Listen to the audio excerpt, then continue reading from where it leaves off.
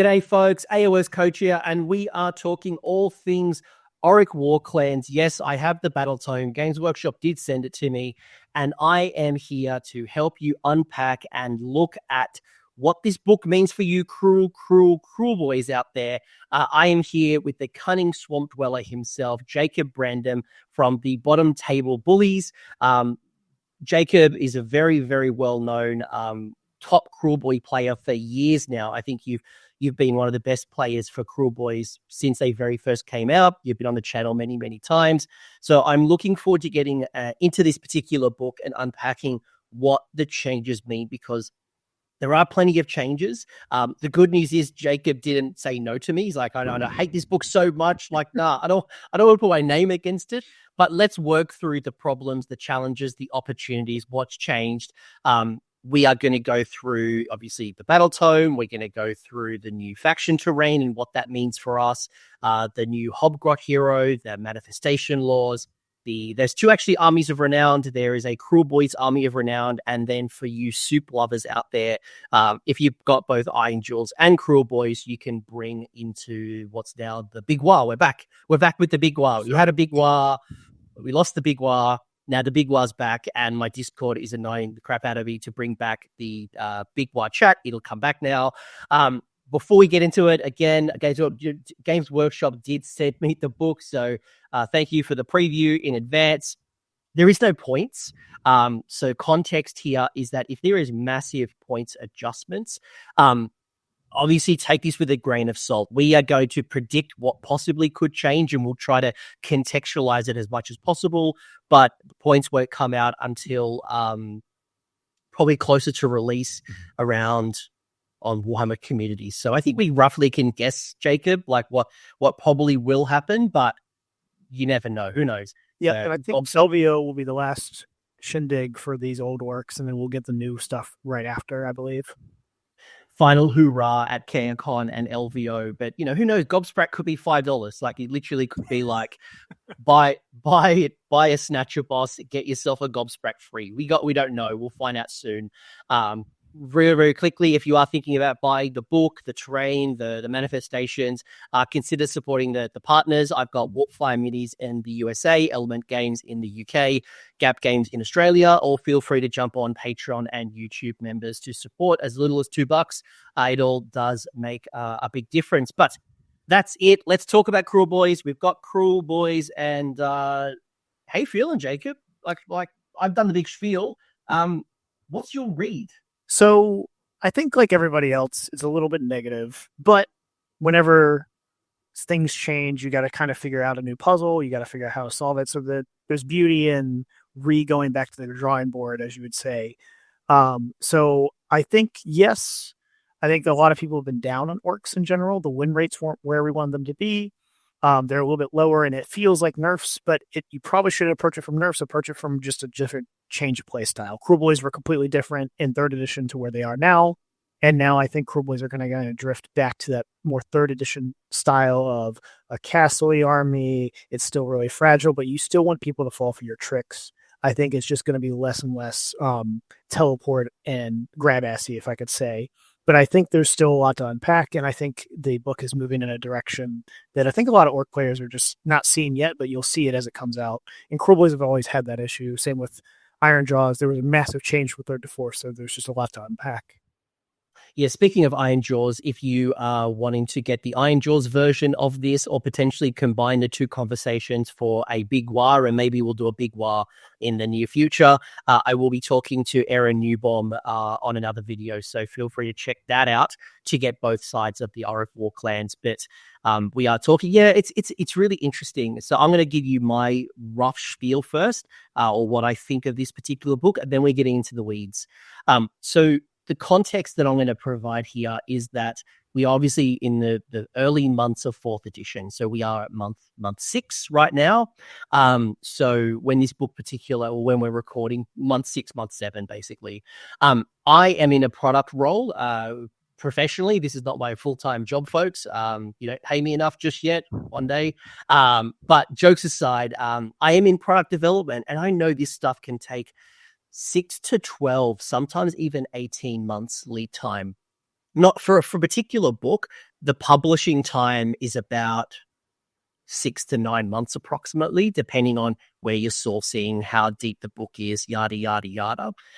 My rough interpretation is this book maybe was written or done for launch. So it's almost like, when I look at Slaves to Darkness had a whole bunch of new things like the banners, right? The banners weren't in the index. There were some changes to the Eyes of the Gods table. There was a change. This particular one isn't as big of a change like wholesale like that, which makes me wonder when this book was written and what changes might come into the future. So I do think that I'd be keeping an eye on those monthly, quarterly updates. Hell, maybe the next General's Handbook, in 6 months' time, there'll be a big revision for Oryx. Not to say that this book isn't bad, but like when you look at the win percentages, Kruleboyz 48% right now, Ironjawz 43% right now, according to Warhammer. I think a lot of people's expectations would be that this would be a saving grace. This would be the holy grail, and the thing to unlock my 4-1 performance or my 5-0 performance would be hiding in the new book. It's not going to be that. There's still good changes, but I think the expectations and based on the win percentages, I can appreciate and understand where you're coming from. So that's probably the context I would have. And I wonder if this book was written and they knew now what we know now, what would this book look like? And I think that will come in 3 to 6 months' time. Whether it's March, whether it's June, I think there'll be revisions. But because I don't think this book can stand on its own like this without them. And we've seen from the battle scroll that just came out a couple weeks ago, the team is really ready to write in new rules and new stipulations that really change the dynamic of armies if they think it's too weak. We just saw the addition of prize creation, our prize beast and field marsher to the generic General's Handbook rule. And we also saw Feck get a new rule added back from 3rd edition, the Rousing Oration. And we had the Ironjawz rule written in where it was changed drastically from once per game to once per hero. So the team is not afraid to make these changes. Yeah, they come every 3 to 6 months besides the points, but they're ready to do them. So you're not stuck with this book. It's not the old days of fantasies where Bretonnia is waiting 11 years for their next book. I would not worry about being too far out of the spread. We're not going to go down to the 20% win rate with no help. That's not going to happen. So I'm positively looking at this book for changes that could happen and what we've got right now. It's a good call. I've been playing Suns lately and, getting the new Rampage. Unlocking my stomps on the charge has been good. Look, this is not that. And probably it'll be an interesting conversation because like cavalry meta has been really strong for the last 6 months, yet Gore Grunters definitely haven't been one of those ones. So Aaron will be an interesting conversation. But look, this is the Kruleboyz ones. Let's get dirty. Let's get poisonous. And let's unpack what we've seen as changes. So are you ready to guide me through what the changes? All right. Let's unpack this one at a time. So there are plenty of changes out there.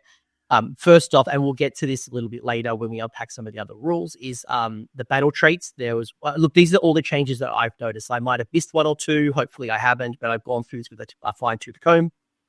From a battle trait perspective, you've seen sneaky sneaking is now a hero phase dirty trick. It used to be any movement phase. So, and I think it's your hero phase, not necessarily. And it is your hero. Yeah, it's your hero phase. Previously, it used to be any movements are yours and mine. So talk to me about this. What does this mean for me? So this was the biggest complaint that I've heard from people. And I think this is also something that a lot of people were drawn to the army for, which is a fair complaint to have. At Worlds, Jean-Baptiste used this and he exemplified it in his talk-up, and same with everyone else who played at Worlds. Every single Kruleboy player, including myself, was playing Lightfinger, which allowed sneaking to be used twice in both movement phases. This has now been reduced to only your hero phase, and Lightfinger consequentially has only been reduced to your hero phase as well. So you went from 4 teleports possibly to now max 2, halving that effectiveness and also just changing the dynamic upon which you use it, because before it was much more reactive. Teleporting aggressively wasn't really a Kruleboy thing. We're not Stormcast deep striking on you. We are more sneaking around the board, looking to grab corners, looking to grab little holes that you've left open.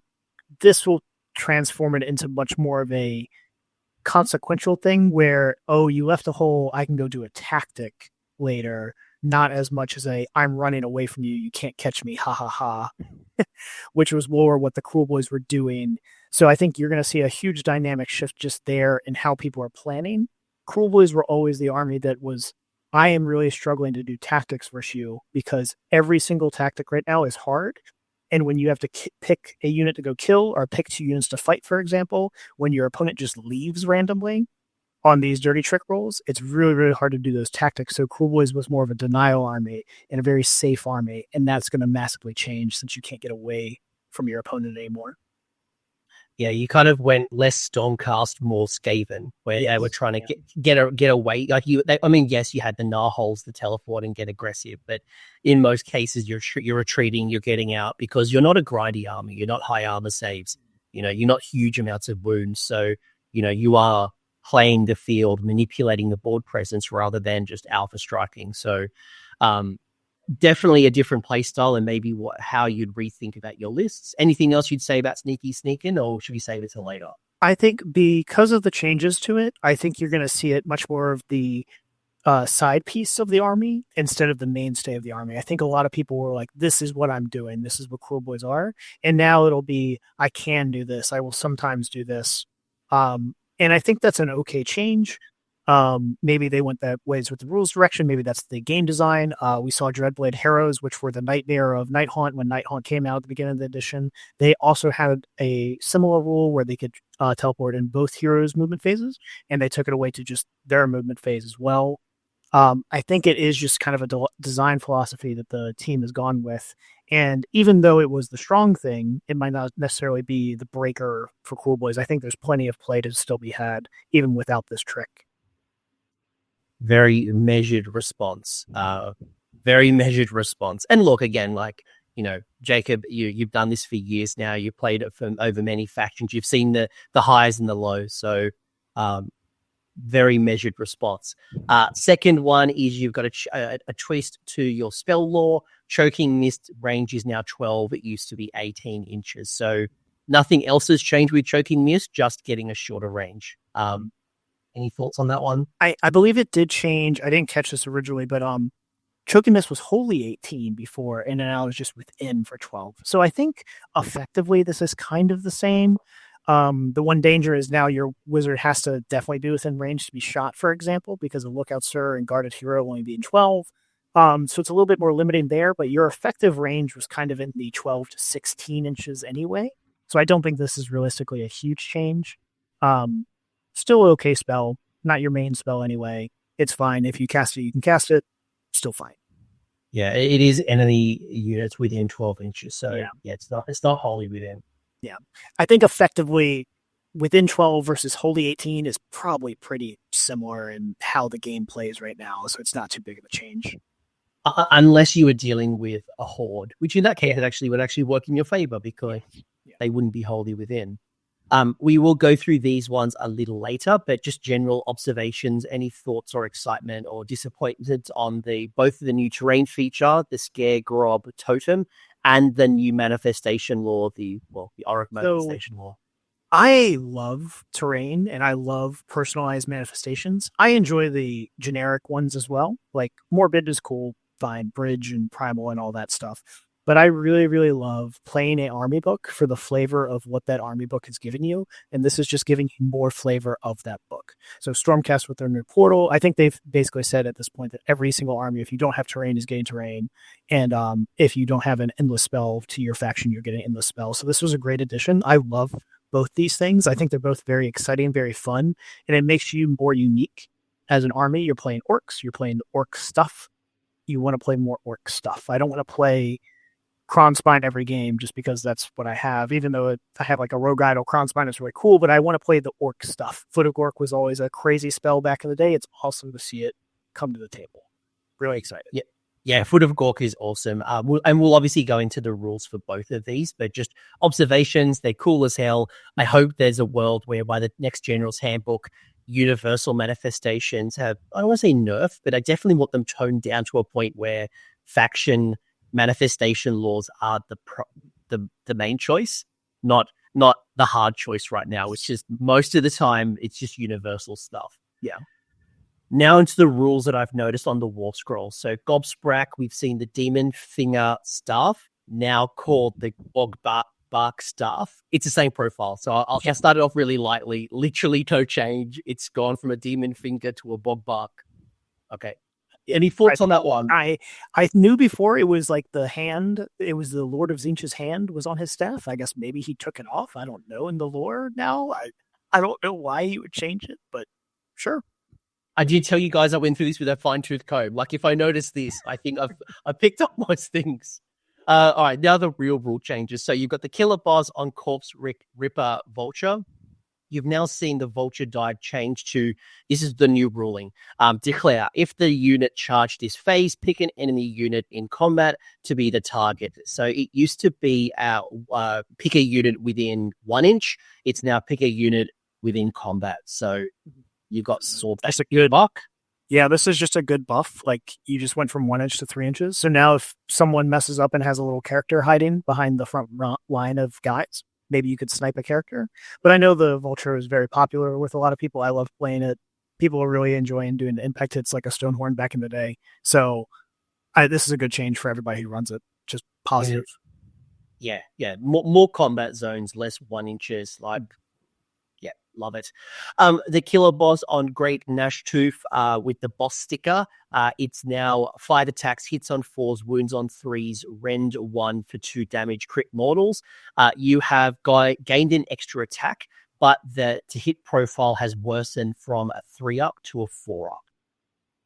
Yeah, I don't know why this change happened. I guess it was a mistake from the previous book that they wanted all the orcs to be 4s to hit, and this had just slipped through.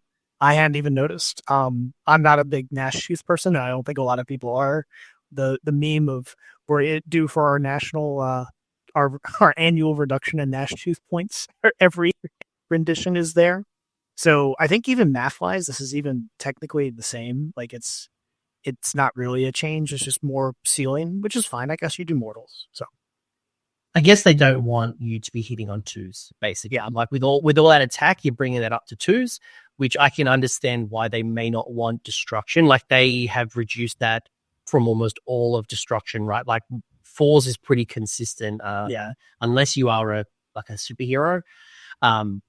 We are more consistent on our wound profile than probably other factions. But yeah, like basically, if you're going to build into the Killer Boss on Great Gnashtooth, you're probably going to spend all that attack. But are you going to spend all that attack when you've got something like any other thing to fight with? Probably. So it's 1 extra hit, basically. So yeah, it's meh. This is a kind of a weird change, but I think it was just a miss from before. They want all the orcs to be 4s. Even the mega bosses are 4s, so this guy should probably be a 4. Mega Boss is 4. Mm-hmm.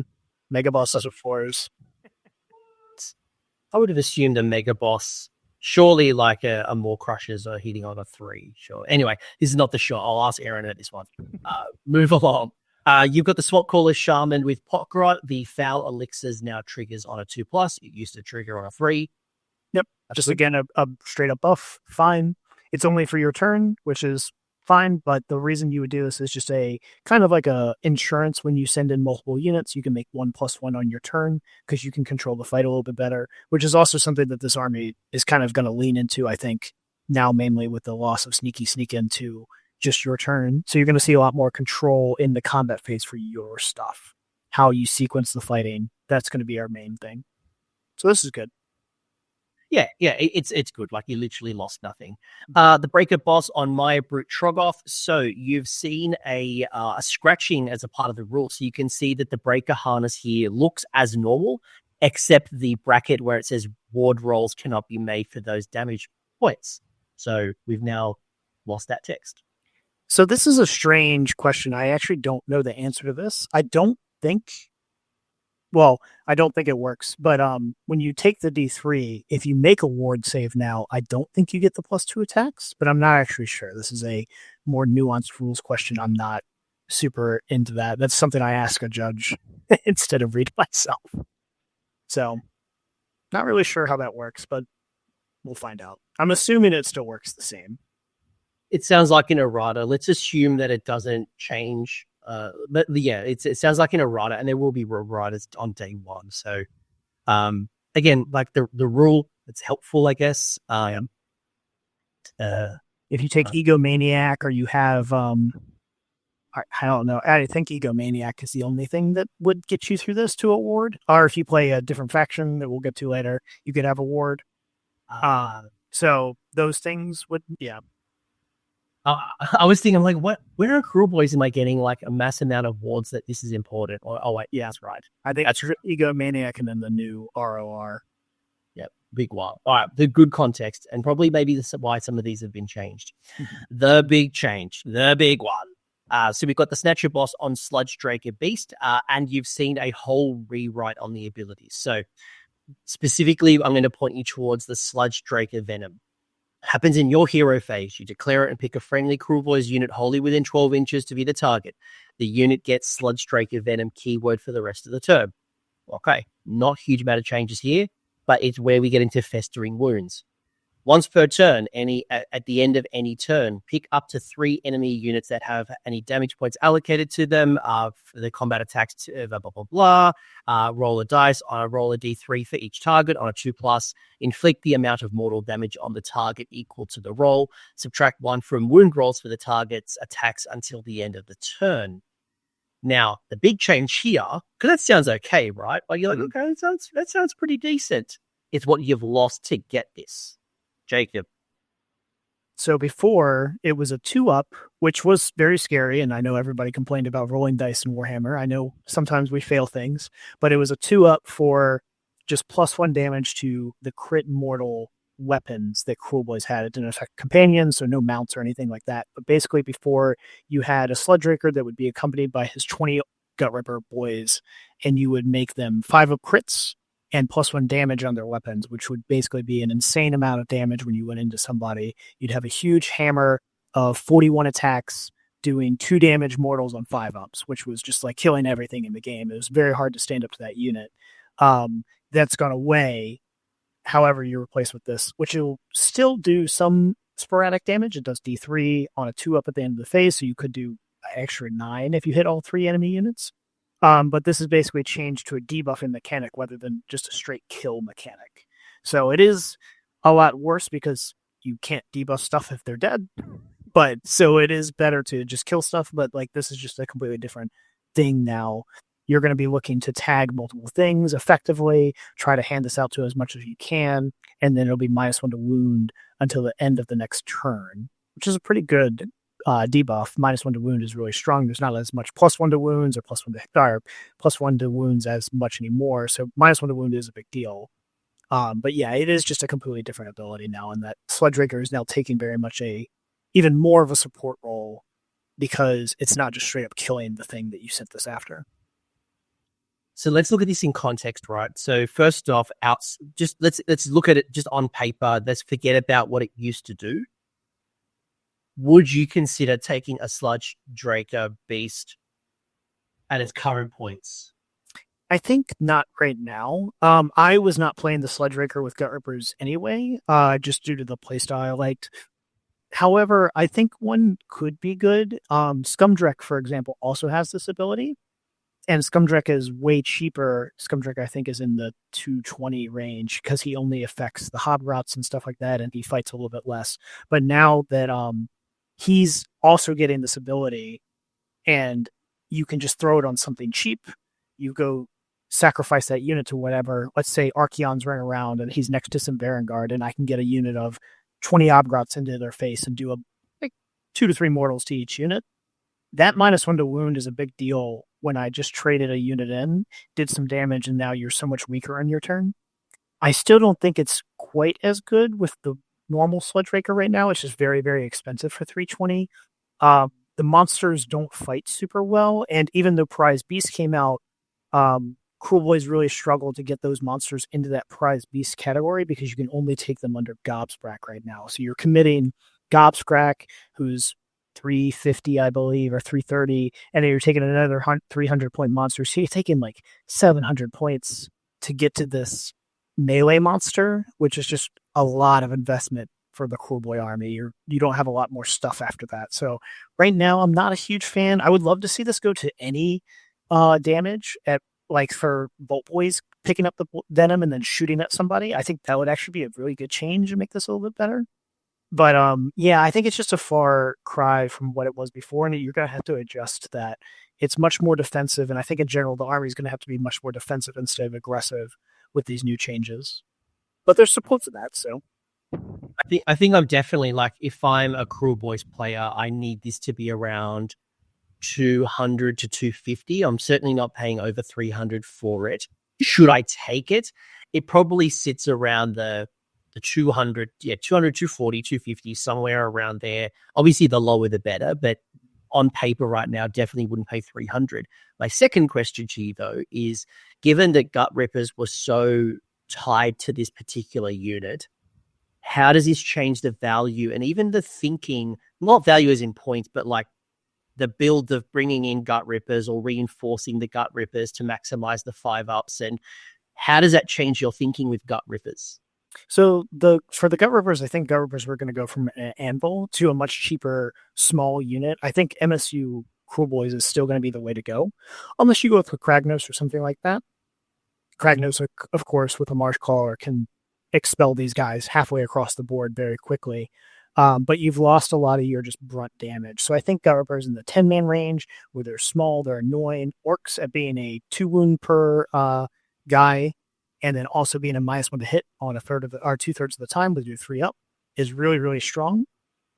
Orcs are probably the best chaff that isn't chaff, but also not a designated hammer, where your 10-man orcs are going to beat any other 10-man unit, and they're going to go down fighting pretty well, even against somebody who's a little bit more pricey than you. So this is just more into that attrition style, where I think Kruleboyz are going to go to a full attrition army, and Gut Rippers are pretty good in that role, as long as they're getting the support that they need, which is stuff like this, the crit on 5s, and their 3-up to be -1 to hit. So I think they're still good. They're just looking for chaff now instead of pure damage. They're not going to be a hammer anymore, I don't think. Does that concern you at all with the heavy cavalry meta that we're in right now? And we're seeing a lot of elite cavalry that's reinforced. Like, I feel like the Gut Rippers in their old format were able to handle that quite well. This feels like you've now got a new puzzle to solve, and Gut Rippers may not be the answer now to those Varagard, to those, Dawn Riders, to those Hex Raids, to all of those double, reinforced cav coming at your face. Yeah, armor is going to be a struggle, especially fast armor. Kruleboyz are actually pretty slow in terms of their army, unless they really, really build into it, like that Kragnos and Marsh Crawler, where you can charge 3d6 and run and charge. The only thing that's really mounted and fast is the Vulture and the Gnashtooth. And even the Gnashtooth is a hero. He's not running across the board and meleeing people to death. The Vulture is kind of doing that, but it's your one thing doing that. And Gobsprak as a Vulture doesn't want to be a melee as much. So you are giving up a lot of the board to these fast cab armies, like Varangard of the Hotness right now. Slaves just came out. They're going to come across the board and double fight you. So I think the transition for that is you go to this really cheap Gut Rippers. You go to the 10-man Gut Ripper that you can teleport. You can go up and body block. You can be annoying. You can have more dirty tricks with the fight lasted and do the chip damage. You can have this debuff, do some chip damage, trade up with another Gut Ripper. So you have layers and layers of stuff. Gut Rippers probably need to come down a little bit. I think during the index, I was really, really big on 120 for Monster Killers, and then 110 for Bolt Boys, and 170 for Gut Rippers was like too much of a spread. That was crazy. I remember we were talking about that. We were like, this is way too expensive. Yeah, so I think I want to see that come down a little bit more. But if it does, you have a very specific role where it's like, okay, my 10 guys are 140, 130 orcs. They are really, really good trading in their weight class. And that's where Kruleboyz are wanting to do. They want to beat their equal weight class. They can't take straight up fights. You're not throwing 40 Gut Rippers into 6 Varangard and be like, yeah, I'm going to win. This is my game. You're aiming for more of the chip by chip and then win the long game. Your big monsters can do a lot of damage, but I think the orcs in general, as the units, are supposed to be dirty. They're supposed to be tricks. They're supposed to fight and claw their way out, not just go brute force in. This is the Ironjaw realm, not the Kruleboy realm. One final question that I want to transition to some of the new things. And what you just talked about got me thinking about how Sylvaneth is currently playing, and you're seeing a lot of heroes on the table. Like you're seeing 4 or 5 heroes on the table now with Sylvaneth. And it got me thinking, is this the new playstyle for Kruleboyz? Are we going to start seeing more of these Maya Brutes, these more Vultures? Are we going to start seeing less investment into things like Gut Rippers, more into like MSU, Hobgrots? Maybe you've still got the block of Bulk Boys. Maybe you bring yourself, some a Monster Killer. But like, do you see a world? Because I haven't really seen that since Kruleboyz came out. You haven't really seen the monster build. Yeah, Could this be the time? Could this be the time? This could be the time. There's a lot of support for the monsters later that we're going to get into, which I do think is interesting and a little bit better than the basic support that they got from the battle formation. The trophy finger before was crit 2 hits, which I just don't think is quite good enough. So maybe we see some support later. They've also added all the Mob Wrangler stuff or the Slop Beast stuff with Gobs Rex. You can start taking more monsters into battalions. They slot in better. I think you could start seeing this. I think there's a lot of damage that come from Mere Brutes and the Vultures. They're really good. It's just more of like, are people attracted to that playstyle? I think before it was much more people had the orcs and they had a couple monsters that accompanied them, where now it might be the monsters and they're accompanied by a couple orcs. So, and that's what I'm thinking. Like Sylvaneth, you got a unit of Kurnoth Hunters reinforced. You might have like a couple of tree reds dancing around here and there, but the vast majority is your Alaria, you got Durthu. We don't know points. We don't know how this plays out, but it's a question of, is this going to be a good use, or could this be a reason to dust off some of those models? And maybe that's going to be the play style. Look, let's see 3 to 6 months time how this goes, but just questions we could possibly be answering. Anything final before I transition to the next slide, which I think is the terrain feature? Yeah, so I think that was all the changes. So a little bit of good, a little bit bad, a lot of new stuff. So, and then we get into all the new stuff, and it's super exciting. Speaking of the new stuff, this is the Skaregob Totem. So it is the alternative build. There is an Orc one, the boss something tower. Who cares about the Ironjawz version? This is the Kruleboyz version.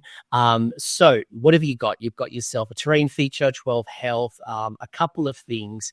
I'm not going to read this all out. Story time with Coach. You can feel free to read the screen, take a screenshot. But essentially what you're seeing here is a tower that is essentially what used to be garrisonable, now is garrisonable, kind of like the ogres, where you can put a butcher or a thing like that into the pit, and they can get some cool things. So basically what happens is you have a hero, Kruleboyz infantry hero, in your hero phase near the terrain feature, so within 3 inches, not in combat. Should you set up essentially within 3 inches of that, you can now go up the little totem. You can climb yourself up, and you become the shouty boss. What happens? So obviously you can come down as well, which is got the up we go and I'm off. So getting up, going down, fascinating. Then you have a couple of things. So Kruleboyz has a special rule called the Sinister Stare. Once per turn, your hero phase, pick a visible enemy unit or a friendly Kruleboyz unit wholly within 12 inches of this terrain feature to beat the target. If this terrain feature has a shouty boss, you can pick an eligible unit wholly within 18. So it does activate. If you don't have a hero on it, you just get a better range, 12 to 18. What do I get from Sinister Stare? Until the start of your next turn, if the target is picked for a dirty trick, while it's wholly within 12 inches of the terrain feature, you get to add 1 to the dirty trick dice roll. So we pick a friendly unit, +1 to the dirty trick roll. If we are using the shouty boss, so if the terrain feature has a shouty boss, this ability applies to target's pit to the target, obviously 18 instead of 12. So that was a big, long-winded thing to basically say 12, 18, +1 to shouty, to dirty trick, sorry. Yeah. Any thoughts on that? So I really like these things. I loved Khorne's old priest tower, and that's basically what I'm imagining this is like, it's the priest tower for one of your characters to go sit in. The nice thing about this is it doesn't pick a character that you need. I mean, you only have a couple of foot heroes with the kill boss or the shamans, but everybody loves their shamans. This is a perfect spot for a shaman to go jump in and yell at people. And it's basically just +1 to your tricks when you need it, which is really good. It is a little bit hard to get it for the wholly within 18 of an enemy, but being +1 to the fight last dirty trick, the noisy racket, is really, really strong. Basically just saying, I can guarantee this trick on this unit and force it that way is a really, really strong ability. Or even if you're like, well, I'm just going to be +1, it moves it from a 5 up to a 4 up on your turn 2 dirty tricks when you've started using them all and you're really clicking down on those counters. This is just good. I mean, it's not amazing, right? It's not like game changing. +1 to a roll is not like a super transformative rule, but it is good. It's just helping your army. The impact is going to be you no longer miss those 2-ups that you wanted to plan your entire game theory around for that turn. You no longer can be like, I need to teleport here. I'm going to risk it all with my battle tactic to go take their land on this thing and then roll the 1 and be like, oh, I'm devastated. I just start losing. So this can offset. Ones probably will still fail. Like I imagine the rule. Oh, is it not just +1 to 2? Is it? Well, we are adding 1 to dirty trick rolls. I'm assuming that because there has to be. This is an errata conversation. Is that definitely an errata conversation? So I play conservatively, so I'm going to assume that 1's always fail in this particular example. If this allows you to avoid any failures, that's amazing. But let's assume just for right now until it's errated that 1's always fail. Okay. Then in that case, this is just core of just insurance, I would say. Again, like this is better when you're going second. It always felt bad when you went first and you burned through all your dirty tricks and you're on 5s and you're like, oh, I have to hit my 5s. This will help buffer that a little bit more where you're now on a 4 for one of those dirty tricks that you really need. Still really good. I think you just throw a shaman in here and you're like, perfect. He's still going to cast. He's still going to get out his buffs. He doesn't really have any auras that he needs to maintain. So it's still really good that way. And also it still does it, even if the shaman isn't in there. It's just within 12 instead of 18. So you can throw it halfway up the board and be like, all right, cool. It's still going to do something. So I like it. It's not the craziest thing in the world, right? But it's still a nice terrain piece. And by the way, if you look at Man the Tower, the shouty boss, once it's in the tower, can't move. Obviously, it's up in a tower. But probably the things that are important to what you just mentioned, Jacob, is that you can measure the shouty boss from the terrain feature rather than the models. That might give you an extra inch or 2 on your spells and things like that. And should it be destroyed, you'll take some damage and or die, depending on if you are surrounded or not. Yeah, so it also buys your character basically a turn if you're not surrounded to not get sniped, which is actually really nice for those shamans because they're a 6-up save with 6 wounds. They're very easy to get sniped if they get a hold of them. But now he can jump out the back and he's good. Yeah. And again, like let's wait for the errata. Maybe it does create that first one can't fail. At worst case, it's you're getting on those. Yeah, you're getting a boost, especially those later game ones where it's getting harder on the 4s and the 5s. Bringing it down to a much more easier 3 or 4 is only a good thing. And it's free. This literally costs you nothing. Let me see. Go buy the terrain feature. It costs you nothing. What will cost you points actually doesn't really cost you. It costs you a choice, is the manifestation law. So there are 3 things going on here. You've got the Foot of Gork, you've got the Gork Roarer, and the Mork Spit Marsh. Yeah. The Gork Roarer. So you got 3 manifestations here. This definitely won't be story time with Coach because I'm not reading the whole thing out. But you've got 2 that have a very generous casting value of 5, 1 of 7. So I guess a couple of things is, do you like it? What stands out to you? And why might you pick this manifestation law instead of Kronspine, Morbid, Primal, Aether Rorts, all the universals? So I love this manifestation lore. It's a lot of choice, which is nice. You have the Marsh, which is probably the least crazy thing. It's just a terrain piece. Can go wholly within 9, or can go next to an enemy. Turns off runs and -3 control. Cool. It's a nice little thing. It's a great countercast. It's kind of like Shackles where it slows somebody down. Those types of things are always fine. It's situational. It's not crazy. Perfect. Casting 5, totally acceptable. We're +1s with shamans until we roll 4s, so we love 5s. We love rolling 5s anyway. So the Marsh is totally good. I don't know how big these things are, but it could be huge. I can't really tell from the picture. It looks like it's maybe around 5 inches wide. But that's a guess right now. I'm imagining it's one of the monster templates are close enough and a little obtuse, but pretty nice. The Gorkaror, or however you pronounce this thing, is awesome. I love this thing.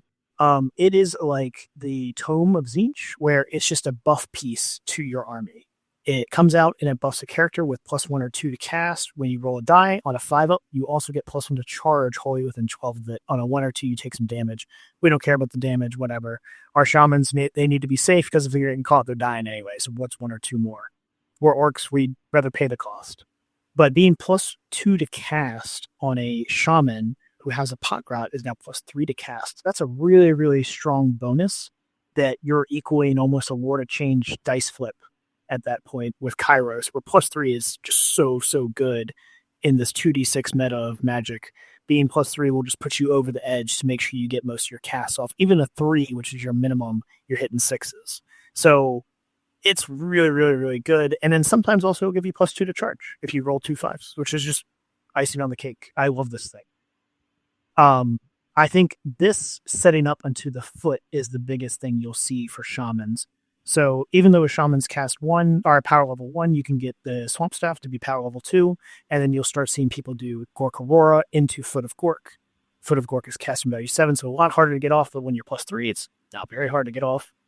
The foot doesn't attack, but what the foot does is after it's been summoned in your movement phase, you can move 1 foot wholly within 9 of the other foot, just like Shards kind of was. Shards for forbidden power. Everything within 3 of the foot that moved on a 2-up for a D3 takes D3 mortals, perfectly like every other manifestation. But the big thing is that the unit is now stopped. Stopped units lose 1 dice when making charge rolls for that unit until the start of your next turn. That is a huge debuff in this game. For everyone who's played, -1 dice to charging is an insane debuff to everything. If you don't have any bonuses to charge, you automatically fail, even at the closest point, a third of the time when you roll 1 or 2. This is an insane debuff against any army that charges. If you're playing Lumineth and they're shooting you from across the board, they're going to laugh at you and be like, ha ha ha. But every other thing in this game hates seeing this. I used to play the Demon Prince of Khorne, who used to half charges. And this was equivalent to that, where this is just a brutal mechanic that really, really slows people down, which is good for Kruleboyz because you're super squishy when they get to you. But the fact that you've slowed them down this much from this spell is a huge bonus. So I love this spell. It's really, really strong. And I think you're going to see a lot of people use it to great effect, where it's just like, oh no, this is a crippling debuff at it's 9 away.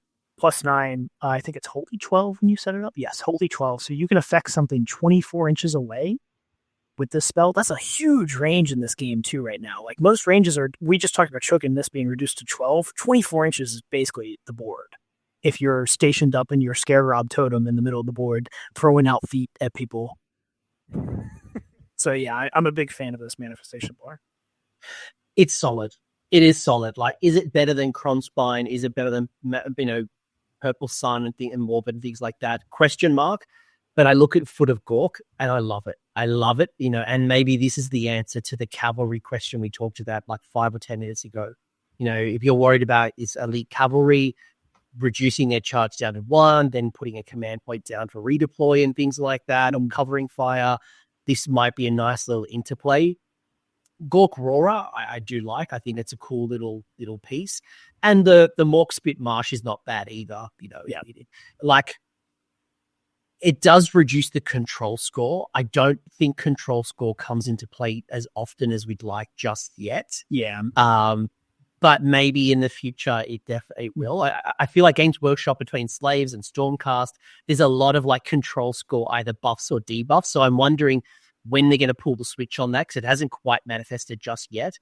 But, it's not a bad little piece. I think this is a perfect manifestation lore where you have the strong thing, the medium thing, and then the little bit more situational thing where it's like, Marsh is probably not going to be cast most games, but when you do cast it, it's going to make a big difference because you're turning off like a crucial run to deny a battle tactic, for example, or something like that. Like, it is a nice pocket piece that's going to be situational. I don't want every single spell to just be like, oh yeah, this is the best thing ever, cast them all the time.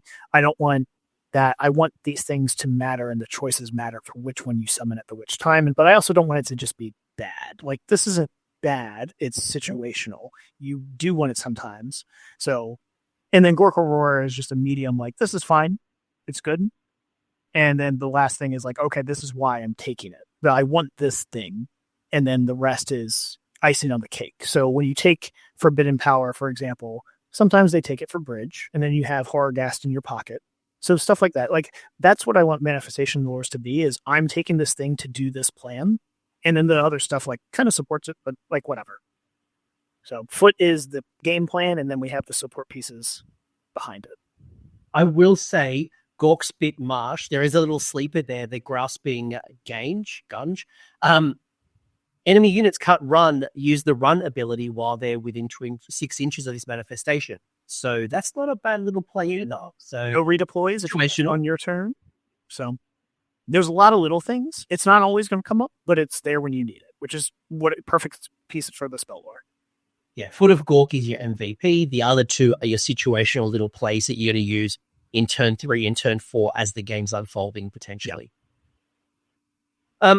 When you play, I guess, after LVO, once his book is finally out, are you leaning towards this manifestation lore, or are you 100% a little more? 100% this lore. Even if it's not the best choice, like, even if it was like 95% this and then like 100% morbid, like pre-nerf morbid with Gravetide and a 6 and all that, like, I think I'd still lean this. I think having a manifestation lore that benefits your game and book is really, really important. And it does add more enjoyment to the game, personally, for me. Like, again, I'm playing orcs. I want to play the orc stuff. This is the orc stuff. I'll trade like +1 damage for more flavor a little bit in game, and even if it's doing something else. So I love Foot. I love what it's doing. I love the Gork Aurora, and I love the Marsh. So even though Kronspine was cool, I think this is the lead takeaway from now on. Before I was mainly running Kronspine, I'd run Morbid before it got nerfed with the Gravetide nerf, but I think this is the go-to afterwards. I think it's just too good to benefit what you're aiming to do as Kruleboyz. Yeah, Foot of Gork, like MVP, love it. I want to see more feet on the table. Yeah, more feet on the table. Not your dirty feet, people, like your orc feet. They be taking your socks off and putting your feet on my table. What I'm curious to see if it hits the table, not that it's bad, just it's something that we haven't really seen a build into, is the Hobgrot Slittaboss. So this is a new hero. I do actually have one of him, so I've got to build him. It's like it reminds me of the blister pack. I've also been doing Old World, so lots of blister packs that I've been playing with. This is like the cardboard version. So we saw this rumored for a while. It's kind of been sitting out in the ether. It's here. What do you get for your bang for buck? Again, we don't know points. I'll be curious to see how much you would pay for it.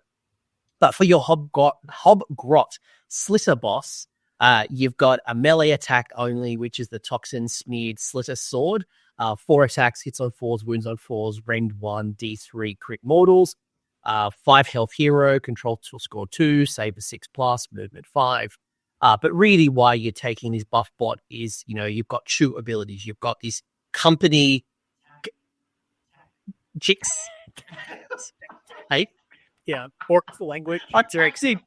These tactics. I'm thinking TikTok. I'm like, hey, right, like tactics.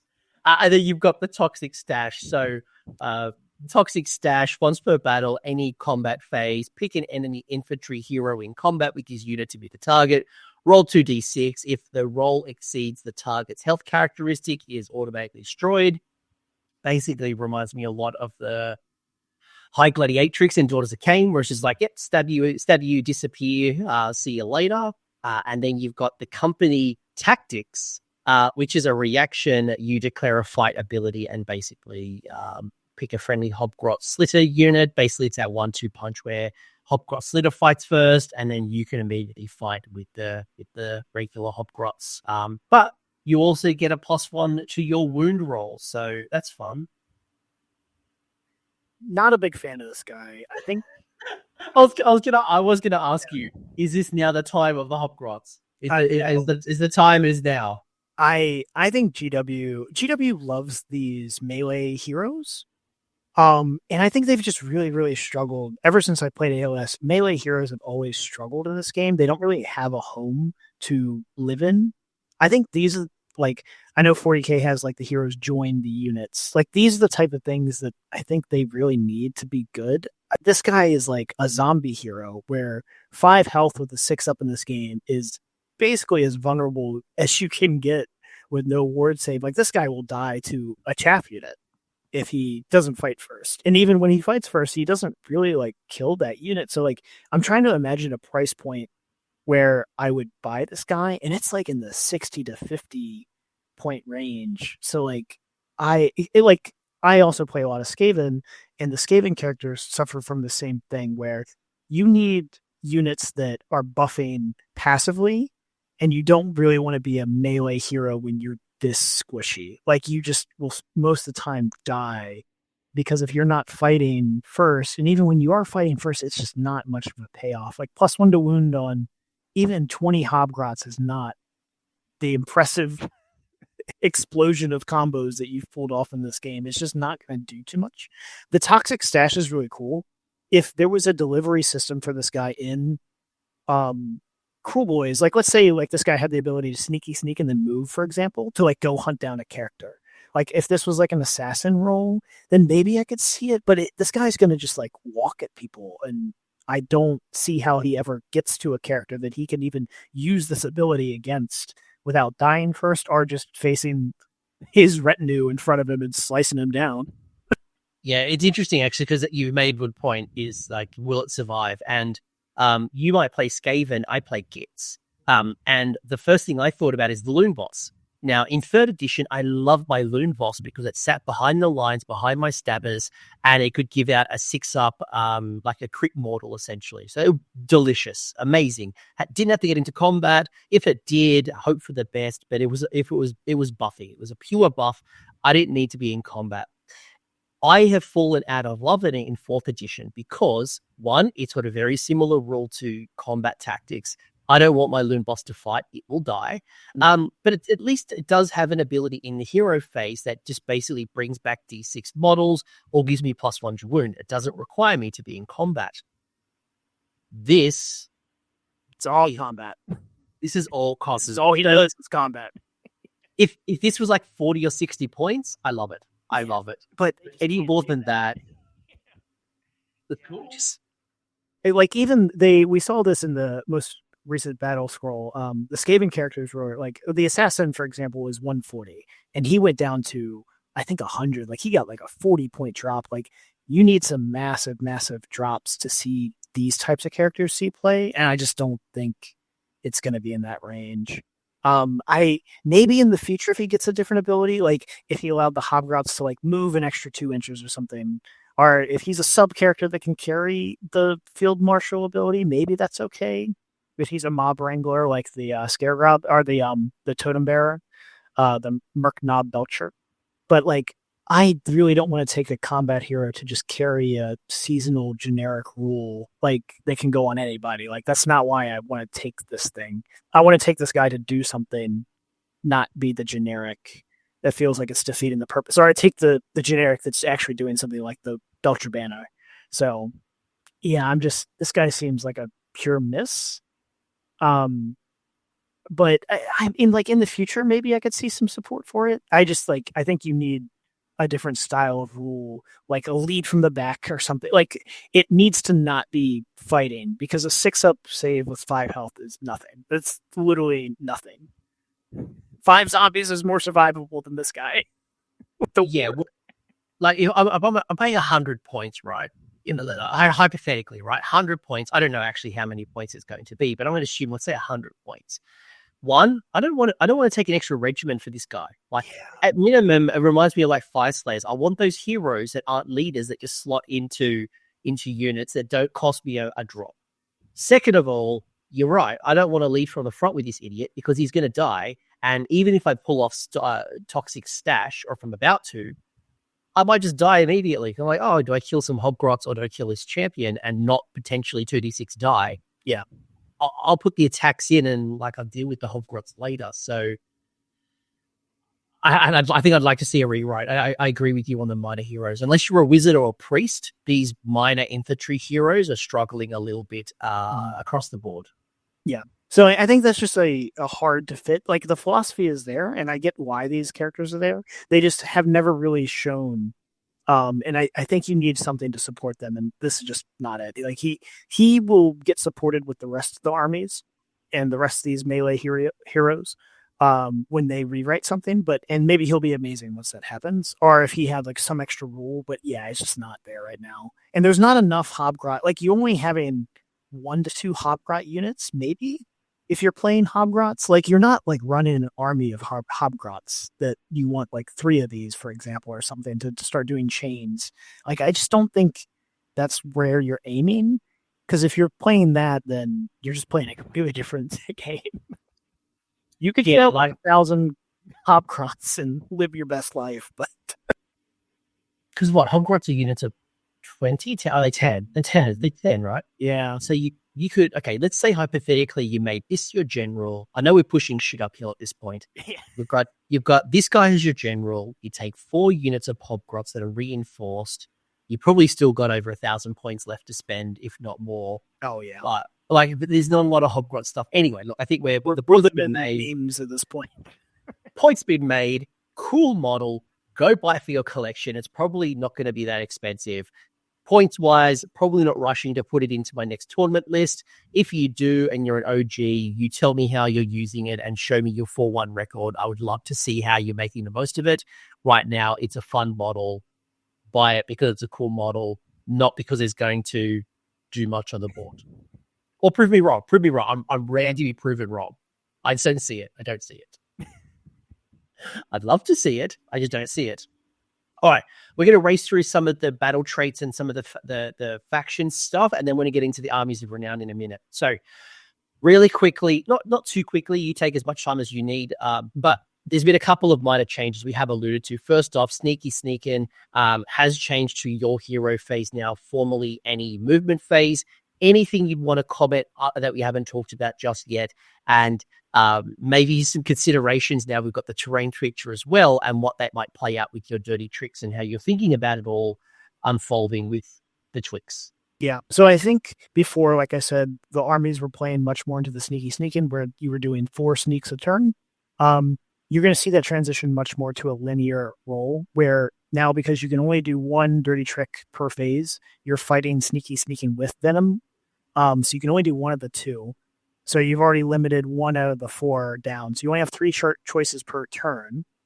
And also Venom and Sneaky are only in your turn. So you really only have 5 chances to do dirty tricks anymore. So because of that, you're at such a lower volume of tricks. I think you're going to lean more into, I'm not spending a lot of tricks, I'm spending for the right trick. So I think Noisy Racket is going to be your big go-to now, where you're controlling the strike last for enemies. I think that's going to be your big thing. And then Lethal Surprise, if you're fighting that +1 damage on the charge units like the Cav, then you can use that there. And then you can go into Noisy Racket. It's been very strong. But if not, you're probably only doing Noisy Racket. You're saving to make somebody fight last. You're really, really offsetting your opponent's turn. And then we'll also see if you can succeed the dirty trick on a 1-up. Very curious if that's the case. Because that'll completely change how you're setting up your turn. And for your opponent, if they're like, I am going to get fight lasted. Like they know ahead of time, like, I'm going to get fight lasted. How do I work around this? It's a little bit sad that you've lost your movement phase dirty trick. Yeah, I kind of like you had 1 in hero phase, 1 in movement, 1 in charge, 1 in combat. I kind of like that. Now it feels like you don't have that interplay, and maybe they bring back a rule in the future. Maybe there's something around, I don't know, redeploy, or like even like Skaven, like, you've got the 3 claw steps ahead. Like, I kind of like that. That kind of feels like maybe a Kruleboyz thing on the monster killers or something. I don't know. Yeah, maybe we'll see something in the future. But right now, I think that is it is basically, you are looking for you're the fight last army now. You're the control army through the combat phase. It's really cool if you want to do Venom, or if you want to do sneaking to set up for like hit tactic, or set up for a little bit more damage in your turn. But those are going to be much more conditional, where fighting last is just always good. Like, that's really, really strong ability. Kind of like the foot, where you're looking for pure power to control your opponent, not as much dancing around the edges, and also just not as much forward damage with the Venom, because you're probably going to see much smaller units. And also, since you've lost the +1 damage on the Sludge Raker, Venom isn't the power punch that it was before. On average, how many dirty tricks do you think you'll use a turn? I think 1 or 2. I think with this new result, you're really looking for this dirty trick's going to go off. It's going to really screw you up. Now answer my puzzle box I just handed you. So instead, I think I was using, and I think everybody I watched at Worlds was using it this way. Sneaking was the slot machine of like, oh, I'm going to roll 4 of these teleports, and we're going to find out together how many I get. And we're both going to have to adjust. Whereas now it's going to be much more like, it's pretty straightforward. You're going to fail it some of the time, of course, but like it's going to be a lot of 2-up rolls with +1 or 3-up rolls with +1. So much more reliable. Yeah, and I think we talked earlier that the noisy racket in the Yit decks was like a nice to have, because depending on how many of those dirty tricks you used, obviously that roll got harder. But now it always feels like that noisy racket is the one that you want most consistency around. Yeah. And then is like, do you really need Venom encrusted weapons? Do I really need Lethal Surprise? And maybe keeping that on a 2-up, or using your totem to keep it at a 2. Maybe you're only pulling off 1 to 2 a turn, just to keep it as reliable as possible. Yeah, realistically you can only do 2 a turn now, because you have your 1 in your hero phase. You're probably not doing Lethal Surprise on your turn, because unless they countercharge you, they're not charging you. So you're only doing 1 of those 2 plus Noisy Racket, and then on their turn you can't do Venom or Sneaky, so you're only doing Lethal Surprise and Noisy Racket up to 2. So you really only have 4 choices each turn to do. So I think you're going to see 1 or 2 max. Yeah, with countercharge around, like I'm assuming a world where there are multiple options that are happening as the game's unfolded. You've got Lethal Surprise. Maybe you don't do it because you want the consistency of Noisy Racket, because the payoff might not be worth it, and you fail Noisy Racket. That's what I'm talking about. Yeah, you're going to see Noisy Racket be the main one to do. Yeah, I would tend to agree with you at this point. Battle formations didn't really change. Obviously, the context of the light finger we just talked about does change a little bit now, because just the sneaking kind of. Maybe the question that I've got for you is, does that change the order, or maybe the battle formations that you think are going to be most popular? Is light finger going to be the most popular still? No, I do not think Lightfinger will be the most popular anymore. I think you're going to see a lot more of the Claw, or you might see Middle Finger, depend on how many Bolt Boys you take, or Beast Killer Killbows. But I think Claw will be the main go-to now. It is really nice to have terrain maps already made, right? Because we play with terrain already on the cards for the mission, so you know where your terrain is going to be, approximately the size. So you can build your army around like knowing where the terrain is going to be. I can be safe here. I can't get shot. It's not the strongest shooting meta right now, but it's still a nice to have. And then if you want to play a lot of monsters, you can play Trophy Finger for the extra crit 2 hits. It basically equates to +1 to hit on your big monsters. So I think all of these are kind of equal now, where Lightfinger before was the very obvious, like, I want to play this. I want more teleports. I just want this to happen more. Where now it's going to be, what are you playing? Are you playing monsters? You go Trophy Finger. If you're playing Bolt Boys, you play Middle Finger. If you're not playing things on walk-through unit, you probably just go Claw and be safe from the shooting. Yeah, I think Claw would be my preference right now. Mm-hmm. I think Claw 1, then probably you're right, Middle Finger second, close second if you're building into Bolt Boys. But I do think you talked about the durability, and I think Claw for me would be my favorite. You're playing small, vulnerable units, so you don't want to get shot and picked off. So there's a couple things running around, like the Leviathan on the turtle, like those types of things that have big ranges that are now like, they shoot up to get really close. They might redeploy away into terrain. Claw just makes people's life harder, which is kind of what you want to do with Kruleboyz anyway. And now that Lightfinger was making people's life harder by just jumping away from people, now you lean on Claw to just not get shot. It's not going to matter some games. You're going to play Varangard, and they're going to be like, haha, I don't shoot you anyway, and they're going to run at you. It's fine. But I think Claw is going to be the main go-to now. Yeah. Oh, the other change that made Lightfinger way worse, in my opinion, which was a big thing. Before, you could pick the same unit to attempt to teleport. So if you failed the first trick roll, you could still repeat with the same unit. They have also said that you can no longer do that. Yeah, where was that set? Was that an FAQ? It was a change to the trick rule, I believe, in the previous rule. The update said you can no longer pick the same unit to be affected by the trick. I think it was just a small reward. Okay, right. I'm just bringing up the Battletome right in front of me just to Where was that? That was I think it's on key sneaking, or it's in the dirty trick section. your army can pick one dirty trick. Blah blah blah. Success of danger. All right, let's hit a roll with that for now. I believe you. Yeah, it was only for light finger sneaking. That was the only time you could ever pick twice in the same phase. It might have also just been answered. All right. Because light finger, you can use a sneak and dirty trick ability twice per turn instead of once per turn. Oh, okay. Well, I believe that you can no longer pick the same unit. Okay, right. All right, let's assume that for now. Let's be conservative. I believe you. Hero traits did not change. I didn't notice any changes. I think you also Egomaniac obviously is still a good one. What's your favorite right now? People love Slippery Scumbag if you're playing the Vulture, and if you're not playing the Vulture, I like Egomaniac. Slippery Scumbag is the retreat after you charge with the Vulture, really good. You do your impacted hits, you get out.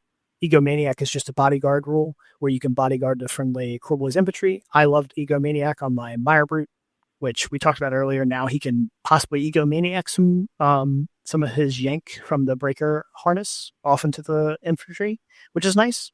Just save some wounds on him. But I think it's very easy to pick between the two. If you're playing a Vulture, you go Slippery. If you're not, you play Egomaniac. Yeah, depends on how you're building. Yeah, I agree. Like, Backstab is nice, but it's just too hard to formulate the scenario. Yeah. And everybody loves the Vulture with Slippery Scumbag anyway, so nobody wanted that to change. No. It's more Vultures on the table, the better. Artifacts didn't change either. Artifacts did not change either. Any favorites?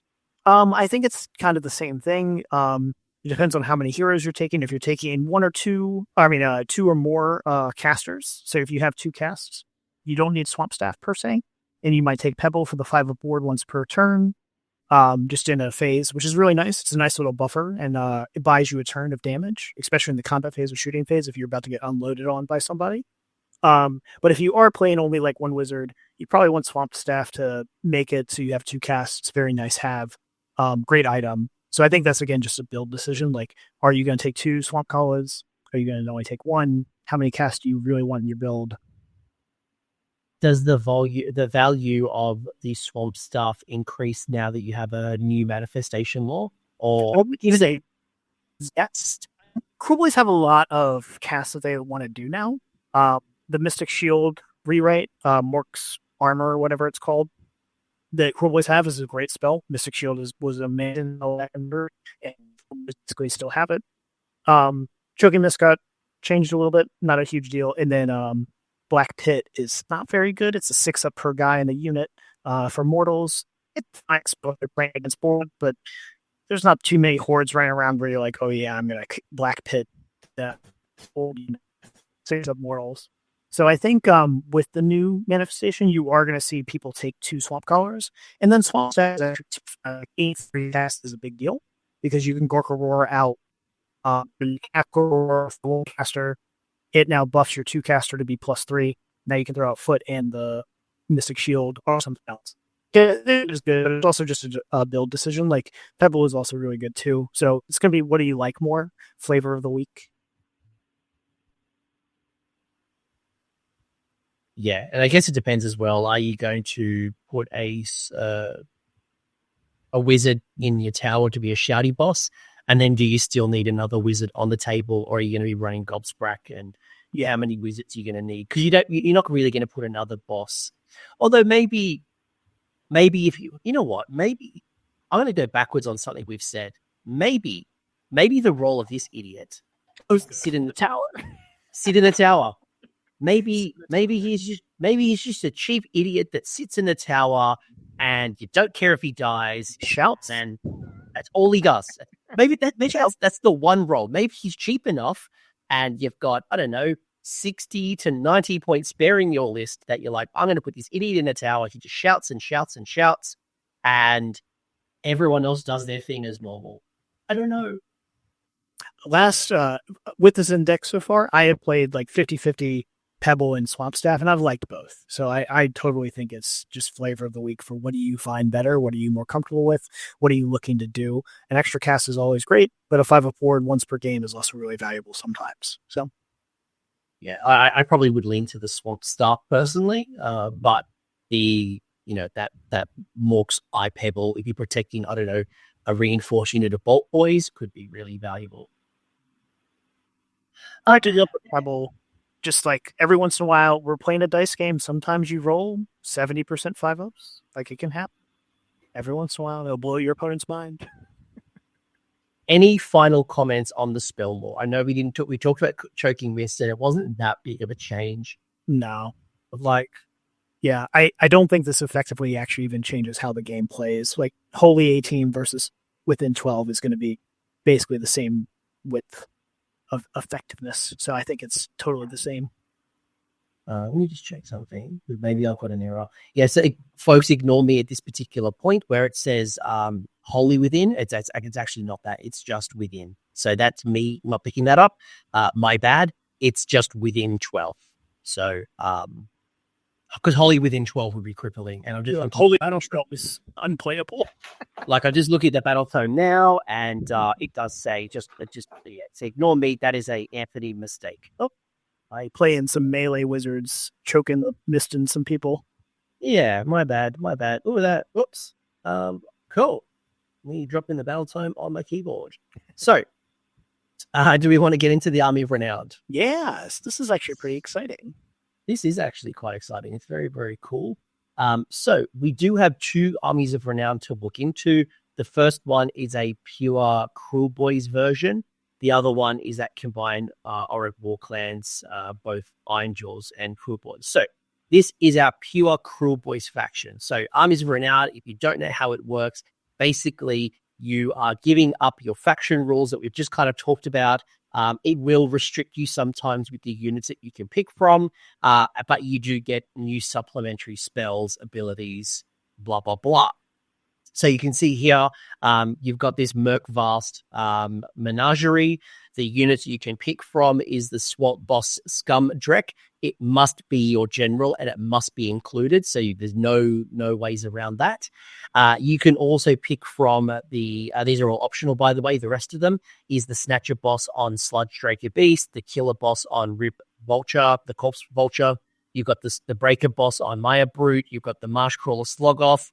For every Kruleboyz hero monster you can include a Swamp Caller Shaman and Potgrot. For every Kruleboyz hero monster, you can include a unit of non-hero Kruleboyz infantry units. You can't pick any regiments of renown. You can't use your faction terrain.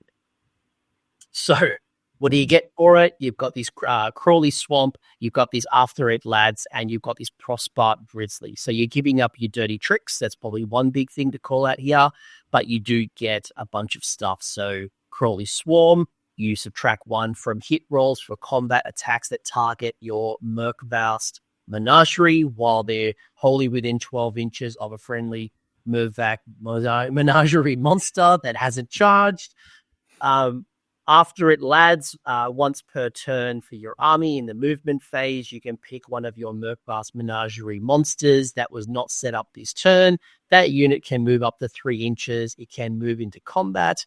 And if it was already in combat, it must stay in combat. You can still move, but it must stay in combat. The last thing you get, in addition to all the other things coming up on the next page, is you've got Prospart Grizzly. Once per turn in the combat phase, any combat phase, by the way, pick a friendly Vast menagerie monster that has not used any rampage abilities this turn to use this ability, blah, blah, blah. It's a rampage. Roll a number of dice equal to the health characteristic of that Vast menagerie monster. For each 6+, you inflict 1 mortal damage to the target. After this ability is resolved, you can't use any other rampages for the rest of the turn. Thoughts so far on the constriction, what you're giving up, and all the abilities you're getting so far? So, I think this P1 players with 20 gut rippers in a unit. I think this is what you play now, because you have the Crawley Storm, which is inherent on -1 to hit, and you still have the Gut Ripper -1 to hit on a 3-up to be -2 to hit. There's not a lot of -2 to hit in the game, so you're just always being -1 to hit, even through all an attack. They can't get out of it. That's pretty strong. So I think this, where you have your 20 Gut Rippers run forward, and then your Sledge Rakers following behind you, because you have to include Swamp Bust Scumdrek, is pretty good. I think it's a nice little change. So you can still kind of play that style. -1 hit is a really, really strong ability. You do lose the Dirty Tricks. You also basically get Mighty Destroyers for Kruleboyz. Basically what it is, just a 3-inch move once per turn in your your movement phase, which is really good.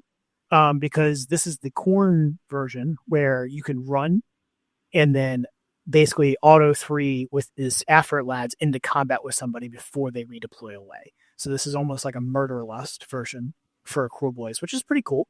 It's a nice little thing.